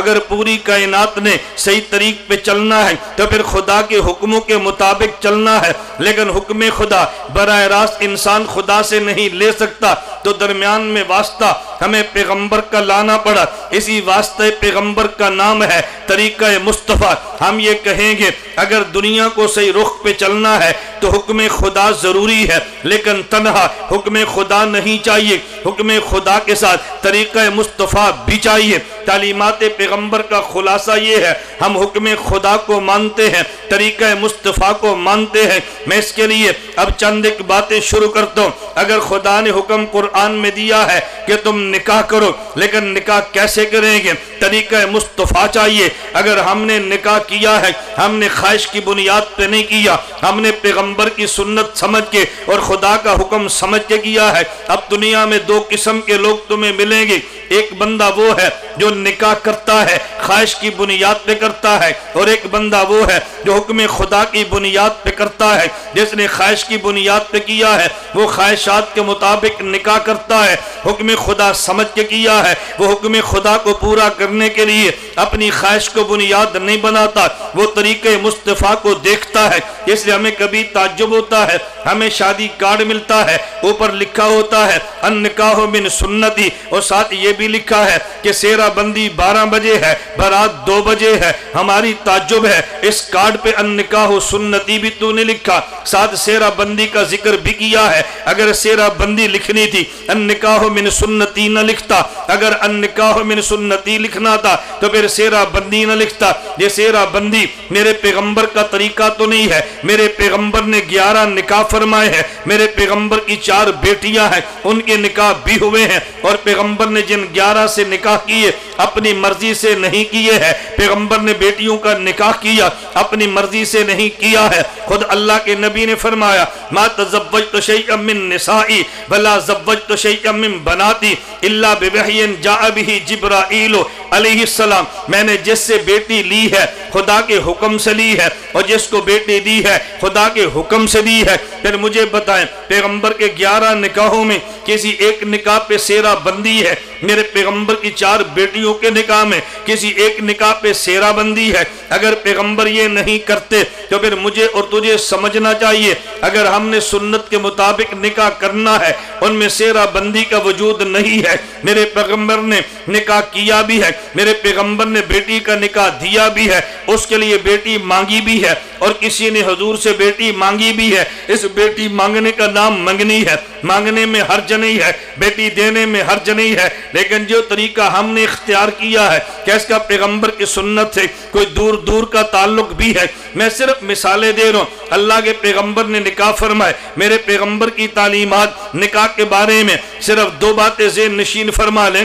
میں نکاح کے عنوان پہ نکاح پہ بات کروں, میں تو اشارے کرنا چاہتا ہوں. نمبر 1, اللہ کے نبی نے فرمایا اعلنوا النکاح واجعلوه فی المساجد, نکاح اعلان کے ساتھ کرو اور تم نے مسجد میں کرنا ہے. حکم خدا نکاح ہے, طریقہ مصطفیٰ مسجد میں نکاح ہے. اگر حکم خدا کیا ہے اور طریقہ مصطفیٰ ہے پھر مسلمان کو نکاح مسجد میں کرنا چاہیے. میرے پیغمبر کی دوسری تعلیم اس حوالے سے یہ ہے, ان اعظم النکاح برکتن ایسرہ معونتن, کہ جس نکاح میں خرچہ تھوڑا ہوگا اس میں برکتیں زیادہ ہوں گی. آپ خود سمجھے جب خرچے بڑھ جائیں گے تو برکتیں کم ہو جائیں گی. آج ہر بندہ پریشان ہے, ابھی 1 ماہ نہیں گزرتا, 1 ماہ کو چھوڑیں, 1 دن کو چھوڑیں, اسی دن کی باتیں ہیں. اب اس معاشرے میں آپ بھی رہتے ہیں, میرے سنانے کی ضرورت نہیں ہے, اسی دن کی باتیں ہیں. ادھر نکاح ہے, ادھر طلاق ہے, ادھر نکاح ہے, ادھر بیٹی جاتی نہیں, ادھر نکاح ہے, ادھر بیٹا قبول نہیں کرتا. اسی دن کے واقعات. میرے پیغمبر کی تعلیمات کیا ہے؟ نکاح مسجد میں ہونا چاہیے, نکاح پہ خرچے کم ہونے چاہیے.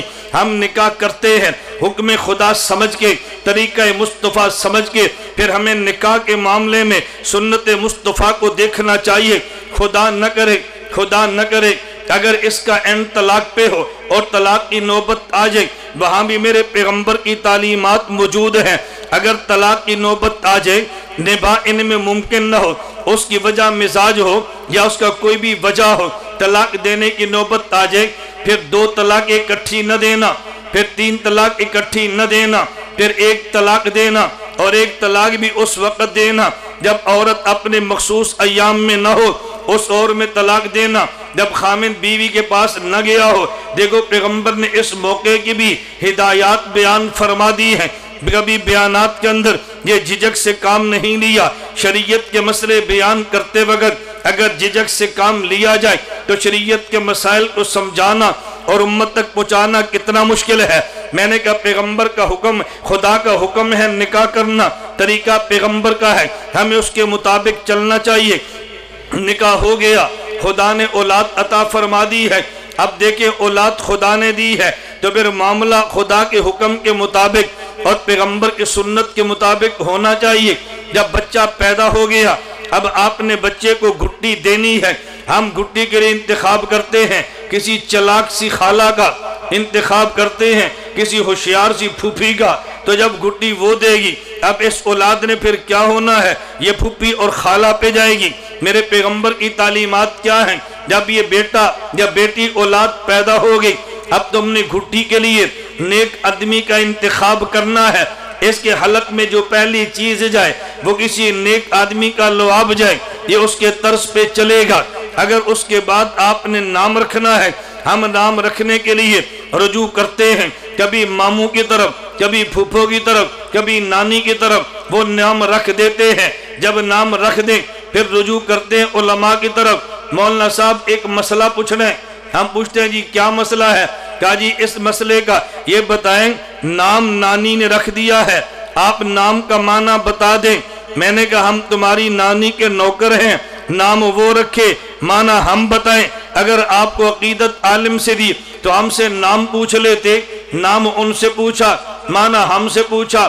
پھر ان کی کوشش ہوتی ہے کوئی اچھے سے اچھا معنی نہ بھی بنتا ہو تو معنی بنا دے اچھا. کیوں؟ مجبوری یہ ہے. اب اس کو رجسٹر میں درج کرا چکے ہیں, بدلنا ہمارے بس میں نہیں ہے. کچھ کوشش کر کے معنی اچھا نکالو. یہ معنی اچھا نکالنا ہمارے بس میں نہیں تھا. میرے پیغمبر کی تعلیمات, گھٹی نیک آدمی سے دلاؤ, نام اس کا بالکل نیک رکھو, دائیں کان میں اذان دے دو, بائیں کان میں اقامت اور تکبیر کہہ دو, اور اس آدمی کا نام بھی اچھا رکھو. اس کے سر کے بال 7ویں دن اتار کے چاندی کا وزن کر کے اللہ کے راستے میں صدقہ کر دو. بیٹا ہے عقیقے میں 2 بکرے دے دو, اگر بیٹی ہے عقیقے میں 1 بکرا یا بکری دے دو. اور جب یہ چلنے کے قابل ہو پہلے اس کو اللہ کا نام یاد کراؤ, اسے دینی تعلیم دو, پھر بعد میں دنیاوی تعلیم دو. تو شریعت منع نہیں کرتی. میں سمجھانے کے لیے کہا کرتا ہوں ہماری 3 حیثیتیں ہیں. نمبر 1 ہم مسلمان ہیں، نمبر 2 ہم پاکستانی ہیں، نمبر 3 بین الاقوامی انٹرنیشنل زبان انگریزی ہے، آپ اسی ترتیب سے چلیں۔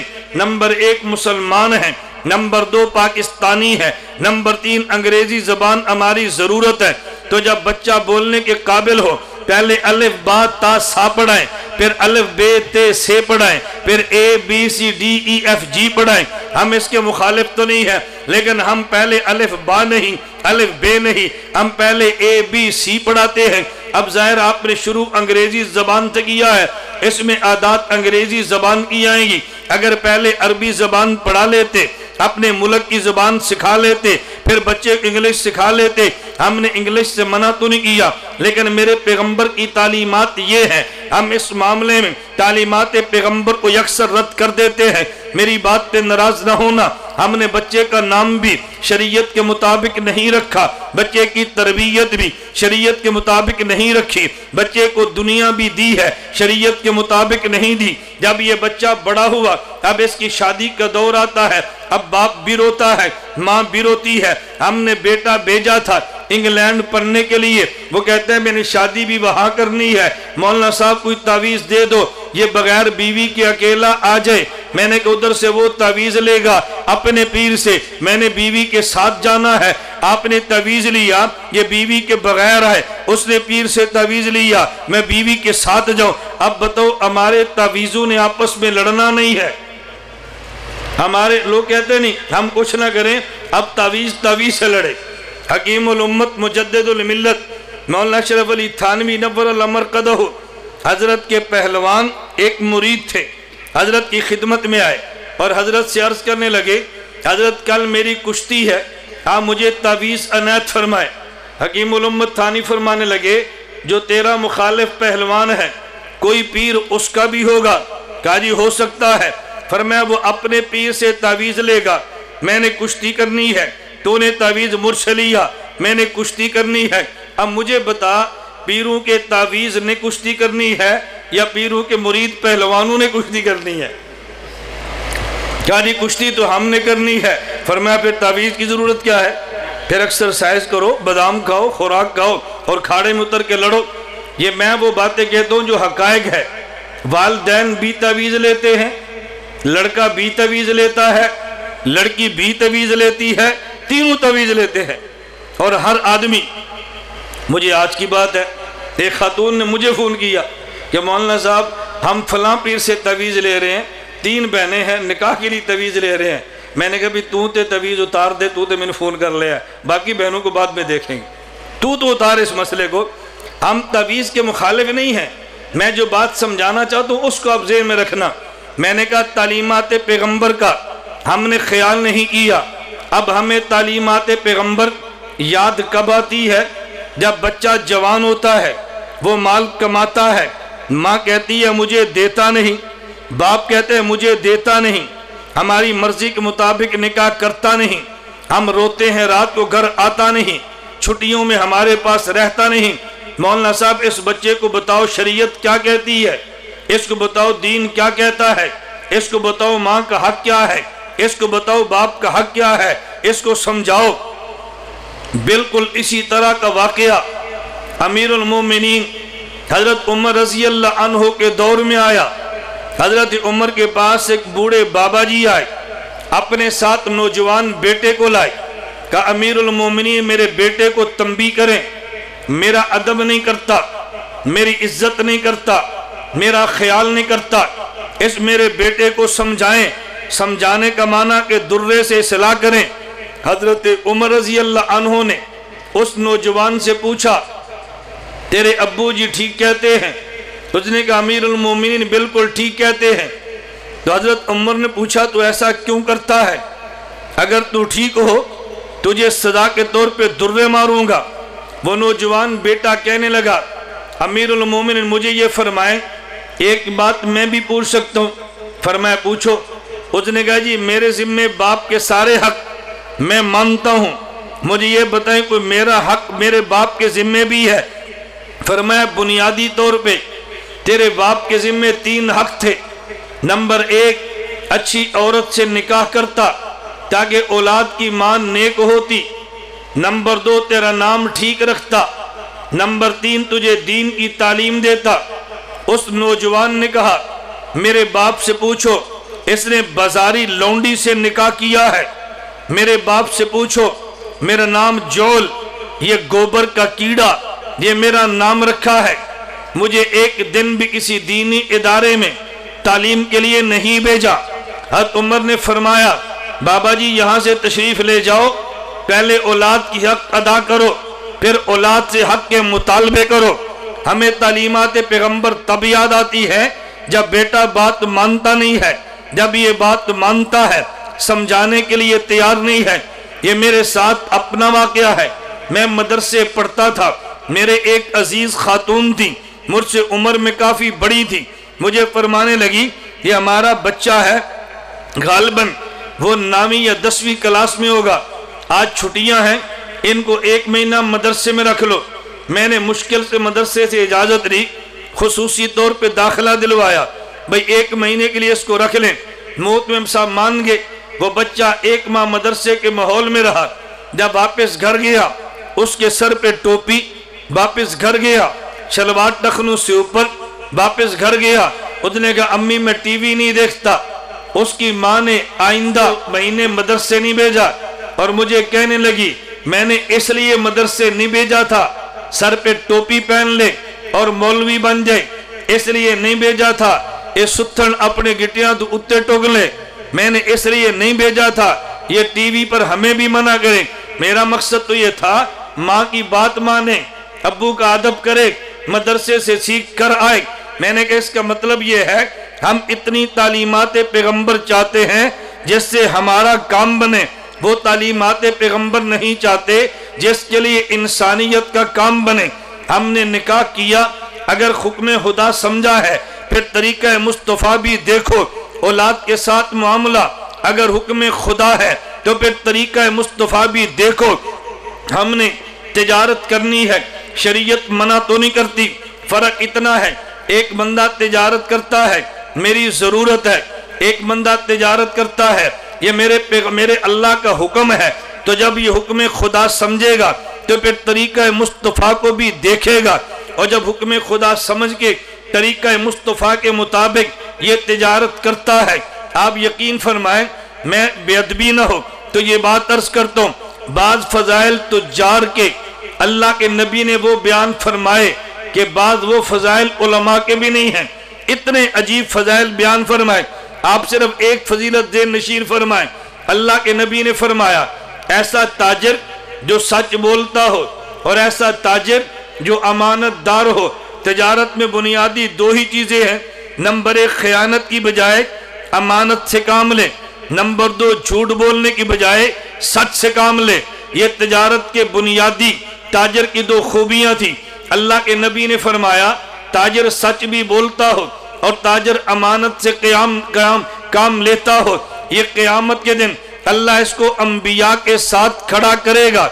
اب یہ چھوٹی فضیلت تو نہیں ہے، لیکن اس کو یہ بھی دیکھے اگر حکم خدا ہے تو پھر طریقہ مصطفیٰ بھی ذہن میں رکھے، حکم خدا بھی ہو طریقہ مصطفیٰ بھی ہو۔ تجارت عبادت بنتی ہے، لیکن ہم کیا کریں گے؟ تجارت شریعت کے مطابق بھی نہیں کرتے، لیکن اگر تجارت کی ہے اور کامیاب نہیں ہوئی پھر ہمیں مسجد بھی یاد آتی ہے، دکان میں قرآن خوانی بھی یاد آتی ہے، پھر ہمیں مدرسے کا کالا بکرا بھی یاد آتا ہے، پھر ہم سب کچھ کر گزرتے ہیں، لیکن تب ہے جب دکان نہ چلے، اور اگر دکان چل پڑے پھر ہماری خرمستیاں وہ دیکھنے کے قابل ہوتی ہے۔ تو تاجر کو بھی چاہیے اگر حکم خدا ہے پھر طریقہ مصطفیٰ بھی ذہن میں رکھ لے۔ میں اس پہ لمبی گفتگو نہیں کرتا، صرف ایک بات تجار سے عرض کرتا ہوں، آپ نے صبح دکان پہ جانا ہے، صبح بازار تو جانا ہی ہے، صرف اگر ایک بات کا اہتمام فرما لیں جو سب سے آسان ترین ہے کہ جب بازار جانے لگے تو 4تھا کلمہ پڑھ لیں۔ ہر بندے کو یاد ہے لا الہ الا اللہ وحدہ لا شریک لہ لہ الملک و لہ الحمد یحیی و یمیت، یہ 4تھا کلمہ مکمل پڑھ لیں۔ اس پہ ملے گا کیا؟ رسول اللہ صلی اللہ علیہ وسلم نے فرمایا اگر آدمی بازار میں داخل ہو، اذا دخل السوق فقال بازار میں داخل ہو اور یہ چوتھا کلمہ پڑھ لیتا ہے، اللہ اس کو عطا کیا فرماتے ہیں؟ میرے نبی نے 3 انعامات کا اعلان فرمایا ہے۔ نمبر 1، اللہ اس کو 10 لاکھ نیکیاں عطا فرماتے ہیں۔ نمبر 2، وَمَحَا عَنْهُ أَلْفَ سَيِّئَةٍ، اللہ 10 لاکھ گناہ معاف فرما دیتے ہیں۔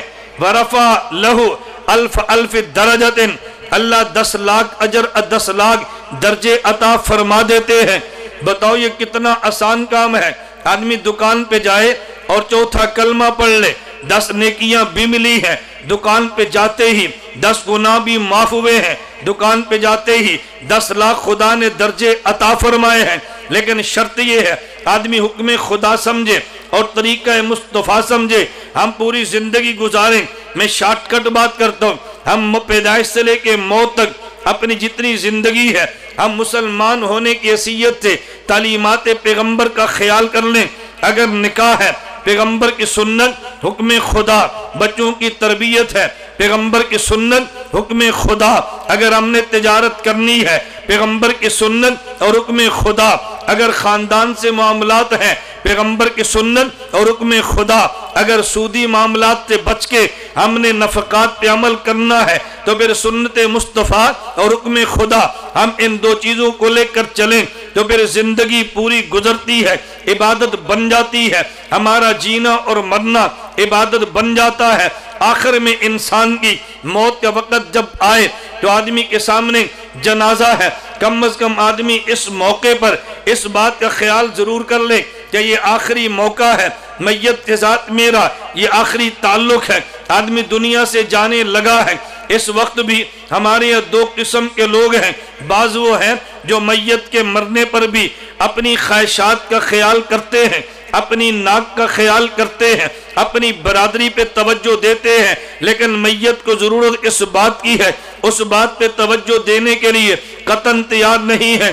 یہ میت کا حق تھا، میت کو غسل دیا جاتا، اس کا حق تھا، اس کو کفن دیا جاتا، اس کا حق تھا، اس پہ جنازہ پڑھا جاتا، میت کا حق تھا، قبر تک اس کے ساتھ جایا جاتا، میت کا حق تھا، دفن کے بعد دعا کی جاتی، میت کا حق تھا، اگر اس کے ذمے قرضے تھے ادا کر دیے جاتے، یا میت کا حق تھا اس کی وراثت کو شریعت کے مطابق تقسیم کر دیا جاتا، لڑکوں کا حق بھی دیا جاتا، لڑکیوں کا حق بھی دیا جاتا۔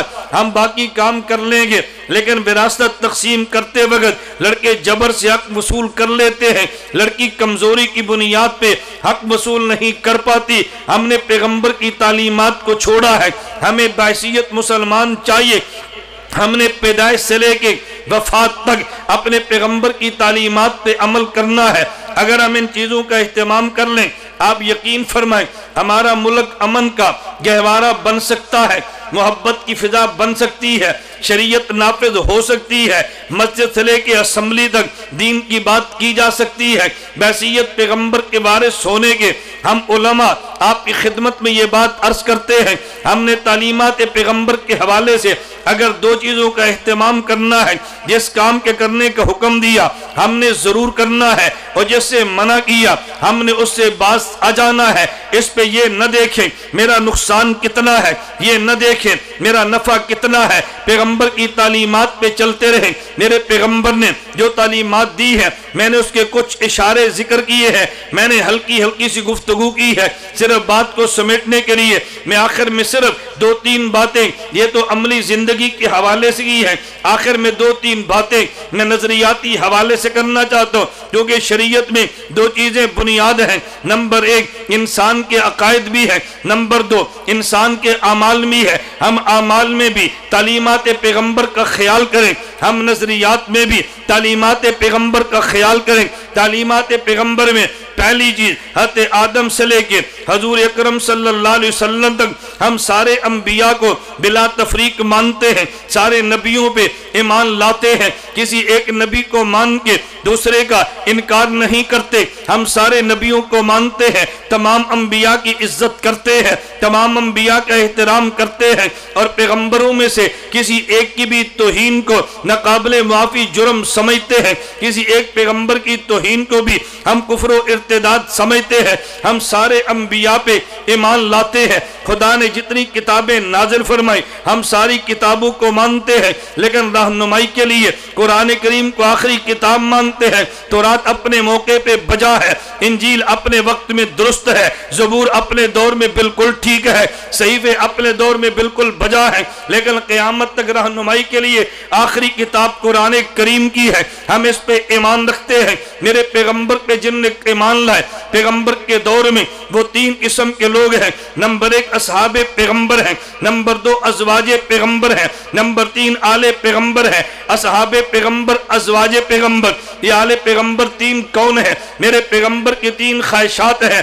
ان 3 خواہشات کو پورا کرنے کے لیے خدا نے پیغمبر کو 3 طبقات دیے ہیں۔ ہمارے نبی کی ایک تمنا یہ ہے، اللہ جو دین آپ نے مجھے دیا ہے یہ پوری دنیا پہ چھا جائے، جو دین مجھے دیا ہے پوری دنیا پہ غالب آ جائے، جو دین مجھے دیا ہے یہ دنیا میں عام ہو جائے۔ میرے پیغمبر کی دوسری تمنا یہ ہے، اللہ میری نجی زندگی امت تک باہر آ جائے، میرے گھر کی زندگی امت کو پتہ چل جائے، میری خلوت کی زندگی جلوت بن کے امت کے سامنے آ جائے، تاکہ لوگ جلوت بھی میری سنت کے مطابق گزارتے ہیں تو خلوت بھی میری سنت کے مطابق گزارے۔ میرے پیغمبر کی تیسری تمنا یہ ہے کہ اللہ یہ میرا دین عام بھی ہو گیا، میری گھر کی زندگی باہر بھی آ گئی، میری خواہش یہ ہے مجھے تیرے راستے میں شہید کر دیا جائے۔ میرے پیغمبر کی 3 تمنائیں ہیں، خدا نے تینوں تمناؤں کو پورا کرنے کے لیے نبی کو 3 طبقے دیے ہیں۔ نمبر 1 اصحاب پیغمبر ہیں، جن نے پیغمبر کے دین کو پوری دنیا میں پھیلا دیا ہے،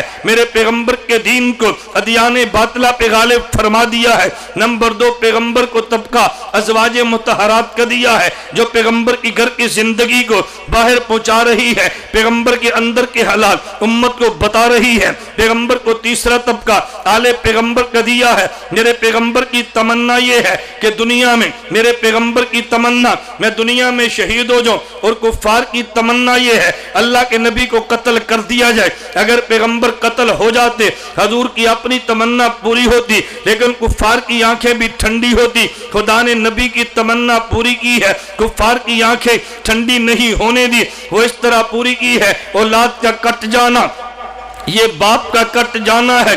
اولاد ہمیشہ اپنے باپ کے جسم کا جز ہے، اور آدمی کو اپنے مرنے پہ اتنا دکھ نہیں ہے جتنا اولاد کے قتل ہونے پہ دکھ ہے۔ حضرت حسین ابن علی رضی اللہ عنہ یہ میرے پیغمبر کے لختے جگر ہے۔ حضرت علی، حضرت حسین ہمارے پیغمبر کے جسم کا ٹکڑا ہے، اللہ نے نبی کو قتل ہونے سے بچایا ہے۔ حضرت حسین شہید ہوئے ہیں، حسین کا کٹ جانا میرے نبی کا کٹ جانا ہے۔ حضرت حسین کا شہید ہونا یہ پیغمبر کے قتل کے مترادف ہے۔ ہمارے پیغمبر صلی اللہ علیہ وسلم کی تمنا، اللہ میں تیرے راستے میں شہید ہو جو۔ خدا نے نبی کو بچا کے حسین ابن علی نے قربانی دے کے میرے پیغمبر کی تمنا کو پورا کیا ہے۔ میرے پیغمبر کی 3 تمنائیں ہیں، دنیا میں دین عام ہو جائے، یہ تمنا اصحاب پیغمبر نے پوری کی ہے، میری خلوت کی زندگی باہر پہنچے۔ ازواج پیغمبر نے تمنا پوری کی ہے، تیرے راستے میں شہید ہو جاؤ۔ پیغمبر کی تمنا آل پیغمبر کی صورت میں پوری ہوئی ہے۔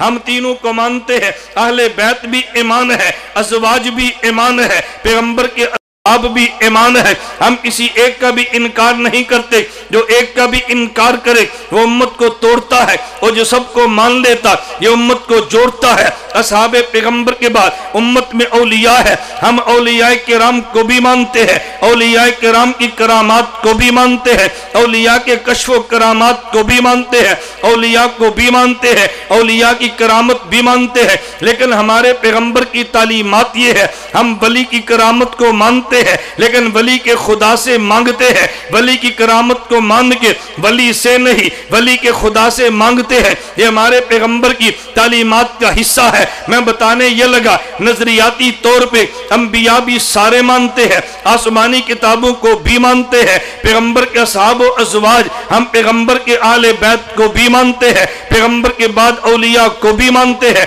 उम्मत की रहनुमाई के लिए। पैगंबर ने उम्मत को उलमा दिए हैं, हम उलमा को नबी का वारिस समझ के इन उलमा का एहतराम करते हैं। लेकिन उलमा के एहतराम का हरगिज़ माना यह नहीं है कि हम तंजीमी उमूर में, हम अपने इंतजामी उमूर में हुकूमत की बात भी मानते हैं। ये बात अच्छी तरह ज़हन में बिठा लें, एक मामला शरी उमूर का है, एक मामला इंतजामी उमूर का है। शरी उमूर कैसे चलाने हैं ये उलमा बताएंगे, इंतजामी उमूर कैसे चलाने हैं हुक्मरान बताएंगे। इनमें लड़ाई झगड़े की बात नहीं है। गुज़श्ता दौरे हुकूमत में हमारे 32 उलमाए देवबंद का वफद, इनके नुमाइंदा वफद की मुलाकात हमारे पंजाब के वजीर आला मियाँ शहबाज शरीफ साहब से दी। अल्लाह की शान ये है, उस गुफ्तगू में जामिया अशरफिया के मुहतमिम मौलाना फजल रहीम दामद बरकातुहुम भी थे। हजरत ने उलमा से फरमाया कि आज के इजलास में हम तर्जमानी के लिए और गुफ्तगू का हक मेरे बारे में हम इसको देते हैं। इजलास शुरू हुआ, मियाँ साहब तशरीफ फरमाते, हमारा 25 मिनट से ज़्यादा इजलास नहीं चला। मैंने वहाँ वज़ीर आला हाउस में मियाँ साहब से अर्ज़ किया, मैंने कहा मसले के देवबंद की ये तरबियत का नतीजा है। हमें ये दो बातें समझाई है कि शरी उमूर में रहनुमाई तुम्हारे ज़िम्मे है, इंतज़ामी उमूर में रहनुमाई ये इंतज़ामिया की ज़िम्मे है। भाई कुएं कैसे खोदने हैं, पानी कैसे चलाना है, सड़क कैसे बनानी है, ट्रैफिक का निज़ाम कैसे चलाना है, ये उलमा का काम नहीं है, ये काम उनका है। इंतज़ामी उमूर उनके ज़िम्मे है, शरी उमूर उलमा के ज़िम्मे है। अब लड़ाई झगड़ने की बात नहीं है। इंतज़ामी उमूर में मुदाखलत हम नहीं करते, शरी उमूर में मुदाखलत तुम न करो। इंतज़ामी उमूर में हम पूछे, शरी उमूर में तुम पूछो, तो लड़ाई और झगड़ा नहीं होगा। ये हमारे पैगंबर की तालीमात में से जो बातें हमारे सामने हैं, मैंने वो अर्ज़ की है। हमारे पैगंबर ने अगर उलमा का वकार बताया है तो बड़ों का अदब सिखाया है और बच्चों पे शफकत सिखाई है और बच्चों में बिल्कुल आम रखा है। ये नहीं है कि बच्चा मुसलमान का हो आपने मोहब्बत करनी है, बच्चा काफिर के घर पैदा हो आपने नफरत की निगाह से देखना है। एक मामला बचपन का है, एक मामला जवानी का है, एक मामला कुफर का है, एक मामला आदमी की जात का है। मैं ये बात इसलिए कहता हूँ कि बच्चा वो बच्चा है, काफिर के घर पैदा हो तब भी बच्चा है, शफकत का मुस्तहिक है। अगर मुसलमान के घर पैदा हो ये भी बच्चा है और शफकत का मुस्तहिक है। अगर ये बच्चा स्कूल में आए तो फिर भी बच्चा है, अगर ये बच्चा मदरसे में आए तो फिर भी बच्चा है। अगर मदरसे का है हिफाजत उसकी भी हमारे जिम्मे है, अगर स्कूल का बच्चा है हिफाजत उसकी भी हमारे जिम्मे है। अगर कोई मदरसे पे हमला करके बच्चों को नुकसान पहुंचाए हम इसके भी मुखालिफ है। अगर स्कूल पे हमला करके बच्चों को नुकसान पहुंचाए हम इसके भी मुखालिफ है। अगर मदरसे पे कुछ चढ़ दौड़े ये भी जुल्म है, अगर स्कूलों पे चढ़ दौड़े तो ये भी जुल्म है। मदारिस की हिफाजत भी हमारे जिम्मे है, स्कूलों की हिफाजत भी हमारे जिम्मे है। उसकी वजह यह है स्कूल में डॉक्टर और पायलट इंजीनियर बनते हैं और मदारिस में क़यामत के दिन के लिए सिफारशी बनते हैं। स्कूलों का अपना काम है, मदरसों का अपना काम है। अगर आपको डॉक्टर चाहिए वो मदरसा नहीं वो स्कूल और कॉलेज देगा, हमारी जरूरत है। और अगर आपको इंजीनियर चाहिए वो मदरसा नहीं वो स्कूल और कॉलेज देगा, ये हमारी जरूरत है। अगर हमें पायलट चाहिए ये मदरसा नहीं ये स्कूल देगा, ये हमारी जरूरत है। लेकिन मस्जिद का इमाम चाहिए ये स्कूल और कॉलेज नहीं ये मदरसा देगा। अगर खतीब चाहिए स्कूल और कॉलेज नहीं ये मदरसा देगा। अगर मुफ्ती चाहिए स्कूल और कॉलेज नहीं ये मदरसा देगा। दरसे कुरान चाहिए स्कूल और कॉलेज नहीं ये मदरसा देगा। दरसे कुरान प्रोफेसर के जिम्मे रही उलमा के जिम्मे है, दरसे कुरान डॉक्टर के जिम्मे नहीं ये उलमा के जिम्मे है। वो अपना काम करें, ये अपना काम करें। मुझे इस पे याद आया अभी गुज़श्ता महीने मेरा बैरून मुल्क का सफर था, मुझे वहां पे एक PhD डॉक्टर चंद एक जमा थे। एक मुझसे सवाल करते हुए बड़े ताज्जुब से कहने लगा कि मौलाना अगर कोई PhD डॉक्टर जैसे दरसे कुरान अगर दे वो दरसे हदीस पेश करे आप उसकी गलतियां निकालते हैं, ये इसने गलत कर दिया ये गलत कर दिया, और उलमा से भी तो गलती हो सकती है। उसने गलती कर दी तो फिर क्या हुआ? मैंने कहा गलती क्यों की है? उसने कहा उसने तहकीक बिल्कुल की है, सर्फ और नहव भी पढ़ी है, उसने कुरान करीम के तर्जे पे गौर किया है, नीयत बिल्कुल ठीक थी लेकिन उससे फिर भी गलती हो गई। जब नीयत ठीक है پھر آپ اس کے خلاف کیوں بولتے ہیں؟ میں نے کہا دیکھیں ڈاکٹر صاحب، میں دیہاتی آدمی ہوں، میں آپ کو دیہات کی مثال دے کے آپ سے مسئلہ پوچھتا ہوں، مجھے آپ سمجھائیں۔ مجھے کہنے لگے جی بتائیں۔ میں نے کہا ایک آدمی ہمارے ڈیرے پر آتا ہے اور اس کے پیٹ میں درد ہے، اس سے ایک ذمہ دار پوچھتا ہے بھئی آپ کے پیٹ میں کیوں درد ہے؟ آپ کو بڑے ہو کر پیٹ پہ ہاتھ رکھ کے چلتے ہیں؟ وہ کہنے لگا کہ میرے پیٹ میں ڈاکٹر کہتے ہیں جی کیڑے ہیں، اس وجہ سے درد ہے۔ وہ جٹ کہنے لگا یہ تو مسئلہ کوئی نہیں، میں ابھی کل شہر گیا، میں وہاں سے دوائی لے کر آیا ہوں، جو کپاس پہ ماری تو کیڑے مر گئے ہیں، میں نے باغ پہ پھینکے تو کیڑے مر گئے ہیں، ایک ڈھکن تو بھی پی لے تیرے پیٹ کے کیڑے مر جائیں گے۔ تو اس نے ایک ڈھکن کو شربت پی لیا، وہ سپرے پی لیا، دوائی پی لی۔ میں نے کہا وہ کیڑے تو نہیں مرے، خود مر گیا۔ مجھے بتائیں اس جٹ کے خلاف کوئی قانونی کارروائی بھی ہوگی؟ مجھے کہا جی ہوگی، اس کے خلاف تو پرچہ 302 کا کٹنا چاہیے، اس ان پڑھ نے بندہ مار دیا۔ میں نے کہا اس کی نیت بالکل ٹھیک تھی، اس کا خیال یہ تھا کہ یہ جو دوائی ہے اگر یہ بڑے بڑے کیڑے مار سکتی ہے تو چھوٹے کیڑے مارنا تو مسئلہ ہی کوئی نہیں، اس کی نیت تو بالکل ٹھیک تھی۔ مجھے کہنے لگا مولانا صاحب ہم یہ نہیں دیکھیں گے چودھری صاحب کی نیت کیسی ہے، ہم یہ دیکھیں گے یہ دوا دینے کا اہل بھی تھا یا نہیں۔ میں نے کہا ہم یہ نہیں دیکھیں گے کہ ڈاکٹر اور پروفیسر صاحب کی نیت کیسی ہے، ہم بھی دیکھیں گے تفسیر کا اہل ہے یا نہیں۔ ہم نیت کو چیلنج نہیں کرتے، ہم اہلیت کو چیلنج کرتے ہیں۔ نیت اندر کا معاملہ ہے، اس پر ہم کیسے فتویٰ دے سکتے ہیں؟ اہلیت باہر کا معاملہ ہے، ہم اس پہ بات کرتے ہیں۔ جب ہم کھل کے اسکول کالج کی تائید کرتے ہیں تو آپ مدارس کی تائید کیوں نہیں کرتے؟ ہم نے کہا اگر ڈاکٹر چاہیے سکول کالج ہے، اگر آپ کو پروفیسر چاہیے سکول کالج ہے، اگر آپ کو انجینئر چاہیے سکول کالج ہے، اگر آپ کو پائلٹ چاہیے یہ سکول و کالج ہے، اور اگر آپ کو امام چاہیے مسجد مدرسہ، مؤذن چاہیے مسجد مدرسہ، خطیب چاہیے مسجد مدرسہ، مفتی چاہیے مسجد مدرسہ، اور سب سے بڑھ کے اگر آپ کو نکاح خان چاہیے مسجد مدرسہ، جنازے کے لیے امام چاہیے تو مسجد مدرسہ۔ اس سے اگلی بات چاہتا ہوں کہ قیامت کے دن جب بخشوانے کے لیے شفیع چاہیے تو پھر مسجد مدرسہ۔ اگر آپ کو یقین نہ آئے، میں نے آج اپنے گاؤں میں جمعے کے دن اپنے گاؤں والوں سے مسئلہ پوچھا، ہمارے 2 میتیں تھیں، میں اس حوالے سے بیان کر رہا تھا۔ میں نے ان سے پوچھا، میں آپ سے پوچھتا ہوں سرگودا کے دوستو، آپ میری رعایت کیے بغیر مجھے بتاؤ آج تک کوئی آپ ایسا واقعہ پیش کر سکتے ہیں کہ آدمی کے گھر میں انتقال ہو، بزرگ فوت ہو جائیں اور کوئی آدمی مسجد اور مدرسے کی بجائے سکول یا کالج جائے؟ ہمیں کوئی بچہ دو جو یاسین پڑھے، ہمیں کوئی ٹیچر دو جنازہ پڑھا دے، ہمیں کوئی بندہ دو جو اس کی قبر پہ دعا مانگ لے۔ کبھی آپ گئے ہیں؟ جب بھی جائیں گے مدرسے میں جائیں گے۔ اس کا معنی یہ ہے کہ موت کے بعد کی ضرورتیں یہ سکول اور کالج پوری نہیں کرتا، موت کے بعد کی ضرورتیں یہ مسجد اور مدرسہ پوری کرتا ہے۔ جب تک ہم زندہ ہیں ہمیں ڈاکٹر چاہیے، موت آ جائے اب ڈاکٹر نہیں چاہیے، زندہ ہیں کیس بن گیا ہمیں وکیل چاہیے، مر گئے اب ہمیں وکیل نہیں چاہیے۔ تو جب آدمی زندہ ہے تو ڈاکٹر چاہیے، جب مر جائے تو پھر سفارشی چاہیے۔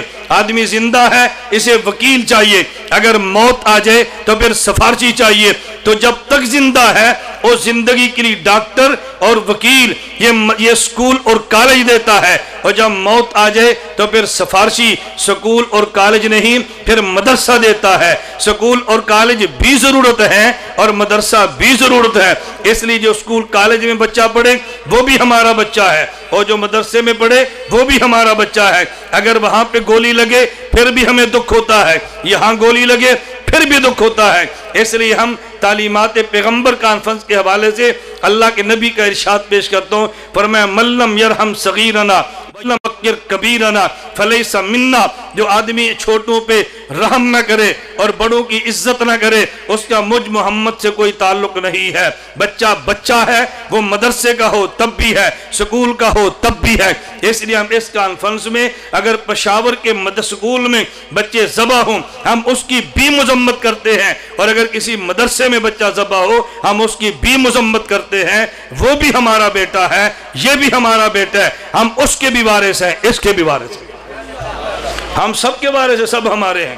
اور ہم تو بڑا کھلے عام یہ بات کہتے ہیں بھئی مدارس کے لیے آپ کو قطعاً پریشان ہونے کی ضرورت نہیں ہے، مدارس امن کا سبق دیتے ہیں، تعلیم کا سبق دیتے ہیں، اور جس قدر دنیا بھر میں دہشت گردی ہے، میں پاکستان کی بات نہیں کرتا، دنیا بھر میں جتنی دہشت گردی ہے، ابھی حکومت وقت نے بھی کئی لوگوں کو سزائے موت دی ہے۔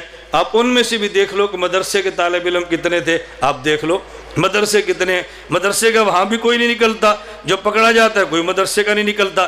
میں اس لیے بات عرض کرتا ہوں، ہم پیغمبر کی تعلیمات کے پابند ہیں، اور ہم تعلیمات پیغمبر سے دائیں اور بائیں ہٹنے کے لیے ہرگز تیار نہیں ہیں۔ اللہ رب العزت ہم سب کو اس بات کا اہتمام کرنے کی توفیق عطا فرمائے، اور ہمیں کرنا بھی چاہیے تعلیمات پیغمبر کے حوالے سے۔ میں یہ بات اس لیے عرض کر رہا ہوں، ہمیں کرنا بھی چاہیے، کیوں؟ حضور کی تعلیمات پہ عمل کرنا یہ پیغمبر پہ احسان نہیں ہے صلی اللہ علیہ وسلم، یہ ہماری ضرورت ہے، یہ ہماری ضرورت ہے۔ میں نے شروع میں آپ سے عرض کیا تھا، آپ کو یاد ہو کہ میں رب العالمین سے افتتاح کیا ہے، رحمت للعالمین سے ابتدا کی ہے۔ میں اسی بات کو اختتام پہ پیش کروں گا، یہ نقطہ ذہن نشین فرما لیں۔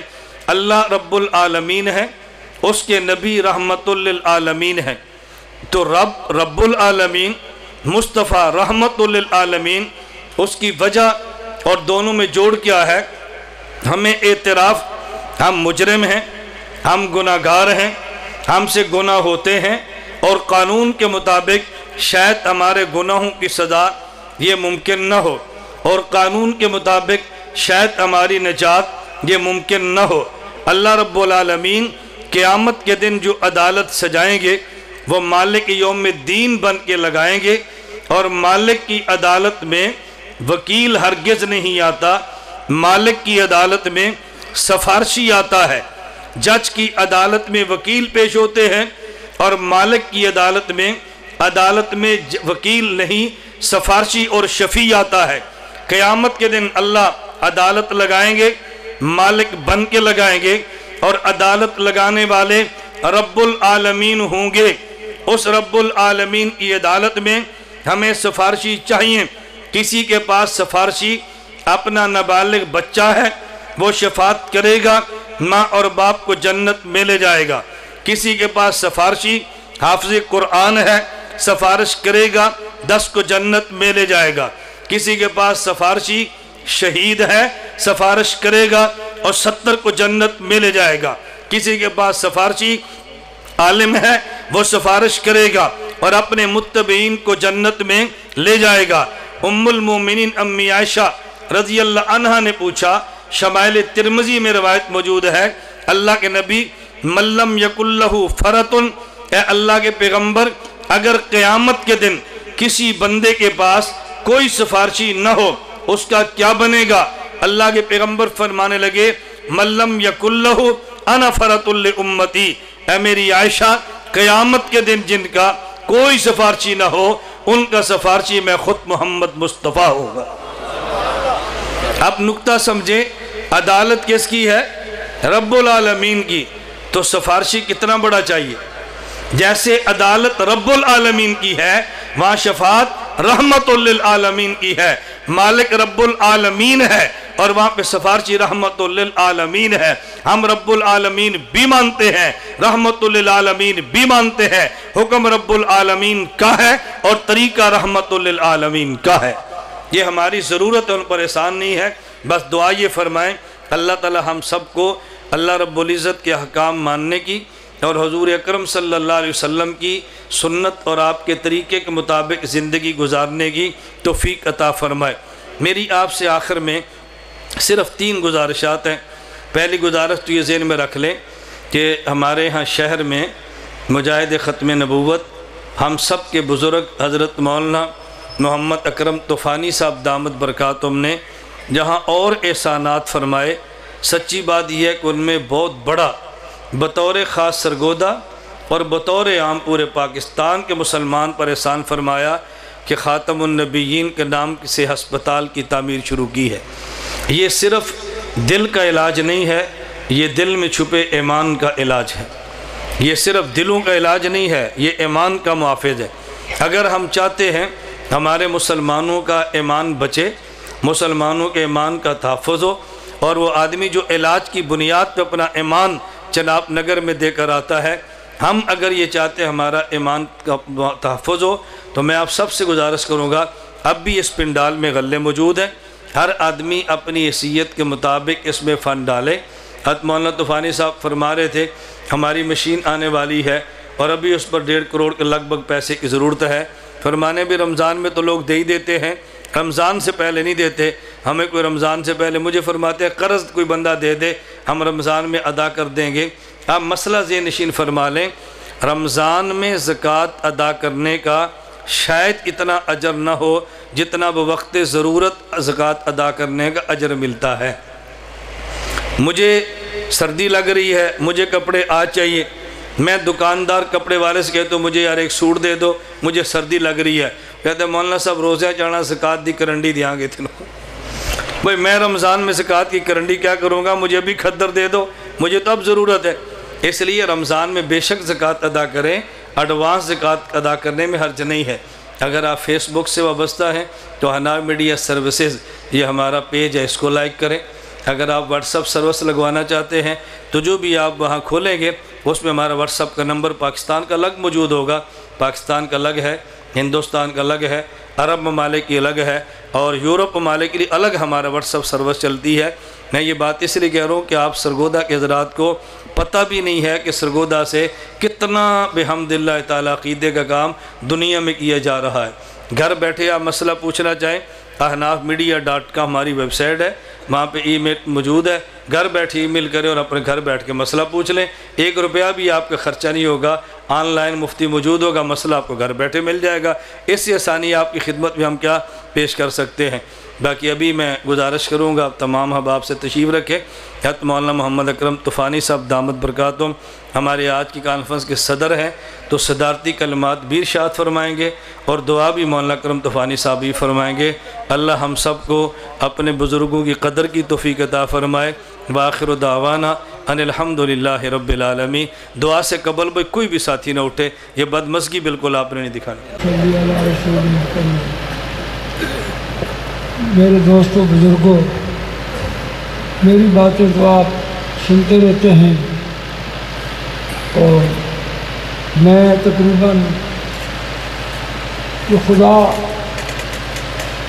دلوں کے پیچ جانتا ہے اور یہ علماء بیٹھے ہوئے ہیں، اللہ کی قسم میرے یقین کریں، میرے سن 58 میں یہاں آیا اور 80 میں جماعت میں گیا اور سرگودے میں بہت بیانات سنے، دل سے ہوئے، لیکن میں اللہ کی قسم اٹھا کے کہتا ہوں کہ جس طرح اللہ پاک نے آج ان کی زبان مبارک سے تعلیمات پیغمبر کے حوالے سے ہماری زندگی کے جو شعبے ہمارے سامنے آئے، اللہ تبارک و تعالیٰ ان کی عمر میں، ان کے علم میں برکت عطا فرمائے۔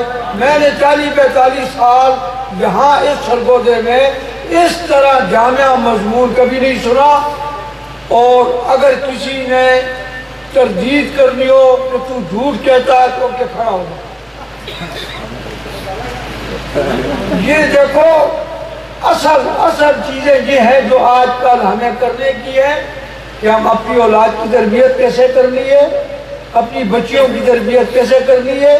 اور یہ جھوٹ ہے کہ یہ مولوی جو ہے کہتے ہیں کالج میں نہ بھیجو، یہ مولوی کہتے ہیں سکول میں پڑھاؤ، ڈاکٹر بناؤ، ان کو استانیہ بناؤ، لیکن ساتھ ساتھ جو حضرت نے آج ہمیں یہ سبق دیا ہے، اس سبق کو جتنے علماء بیٹھے ہیں اپنی اپنی مساجد میں اس کو عام کریں اور لوگوں کو یہ بات سمجھائیں کہ بچہ جب 7 سال کا ہو تو اس کو قرآن حدیث سے تھوڑی سی واقفیت کراؤ اور پھر اس کے ساتھ ساتھ سکول پڑھاؤ۔ افسوس یہ ہے کہ بچہ 7 سال کا ہوتا ہے، 8 کلو کا بستہ گلے میں ڈال کر کے اس کو رکشے میں ڈال دیتے ہیں کہ چلو جی تھڑیدار صاحب۔ اس لیے آج کی باتیں میں مولانا کی جو بیان کی ہیں اللہ کی قسم موجودہ دور کے عین مطابق ہیں۔ اللہ پاک ان کے علم و عمل میں برکت عطا فرمائے، اور ہم ان سے گزارش کریں گے کہ اس طریقے سے جو تعلیمات پیغمبر کے حوالے سے جو مانع جامعہ اور مانع پروگرام انہوں نے ہمارے سامنے رکھا. انشاءاللہ ہم بھی ہر قسم کا تعاون کریں گے. ہر 3 مہینے کے بعد اس طرح ایک پروگرام ہونا چاہیے یا نہیں ہونا چاہیے؟ اب مولانا آپ کو کرنا پڑے. دعا کریں گے اللہ پاک ان کی اس محنت کو قبول فرمائے اور اللہ پاک ان کے علم و عمل میں برکت عطا فرمائے اور جو انہوں نے بیان کیا اس پر ہم سب کو عمل کرنے کی توفیق عطا فرمائے. اور جس طرح ہمارے ملک میں آج کل شر اور فساد چل رہا ہے اللہ پاک اس کی حفاظت فرمائے اور ہم اس ملک کے ساتھ محبت کرتے ہیں. ہمیں اپنے کابر نے یہی بات سکھلائی ہے کہ حب الوطن من الایمان، وطن سے محبت بھی یہ ایمان کی ایک علامت ہے. جو آدمی وطن کے ساتھ غداری کرتا ہے پیارے رنگ میں یا دشمنی کے رنگ میں کسی بھی رنگ میں وطن کا جو آدمی دشمن ہے اللہ پاک اس کو ہدایت دے. اگر اس کی قسمت میں ہدایت نہیں ہے تو اللہ پاک ان خبثاء سے پاکستان کی زمین کو محفوظ فرما دے. اللہ میرا اور آپ کا ہم سب کا خاتمہ بالایمان فرمائے اور حضرت کا جو بہت بڑا ایک پروجیکٹ 87 چک میں شروع ہے اللہ پاک اس کو بھی پایہ تکمیل تک پہنچائے.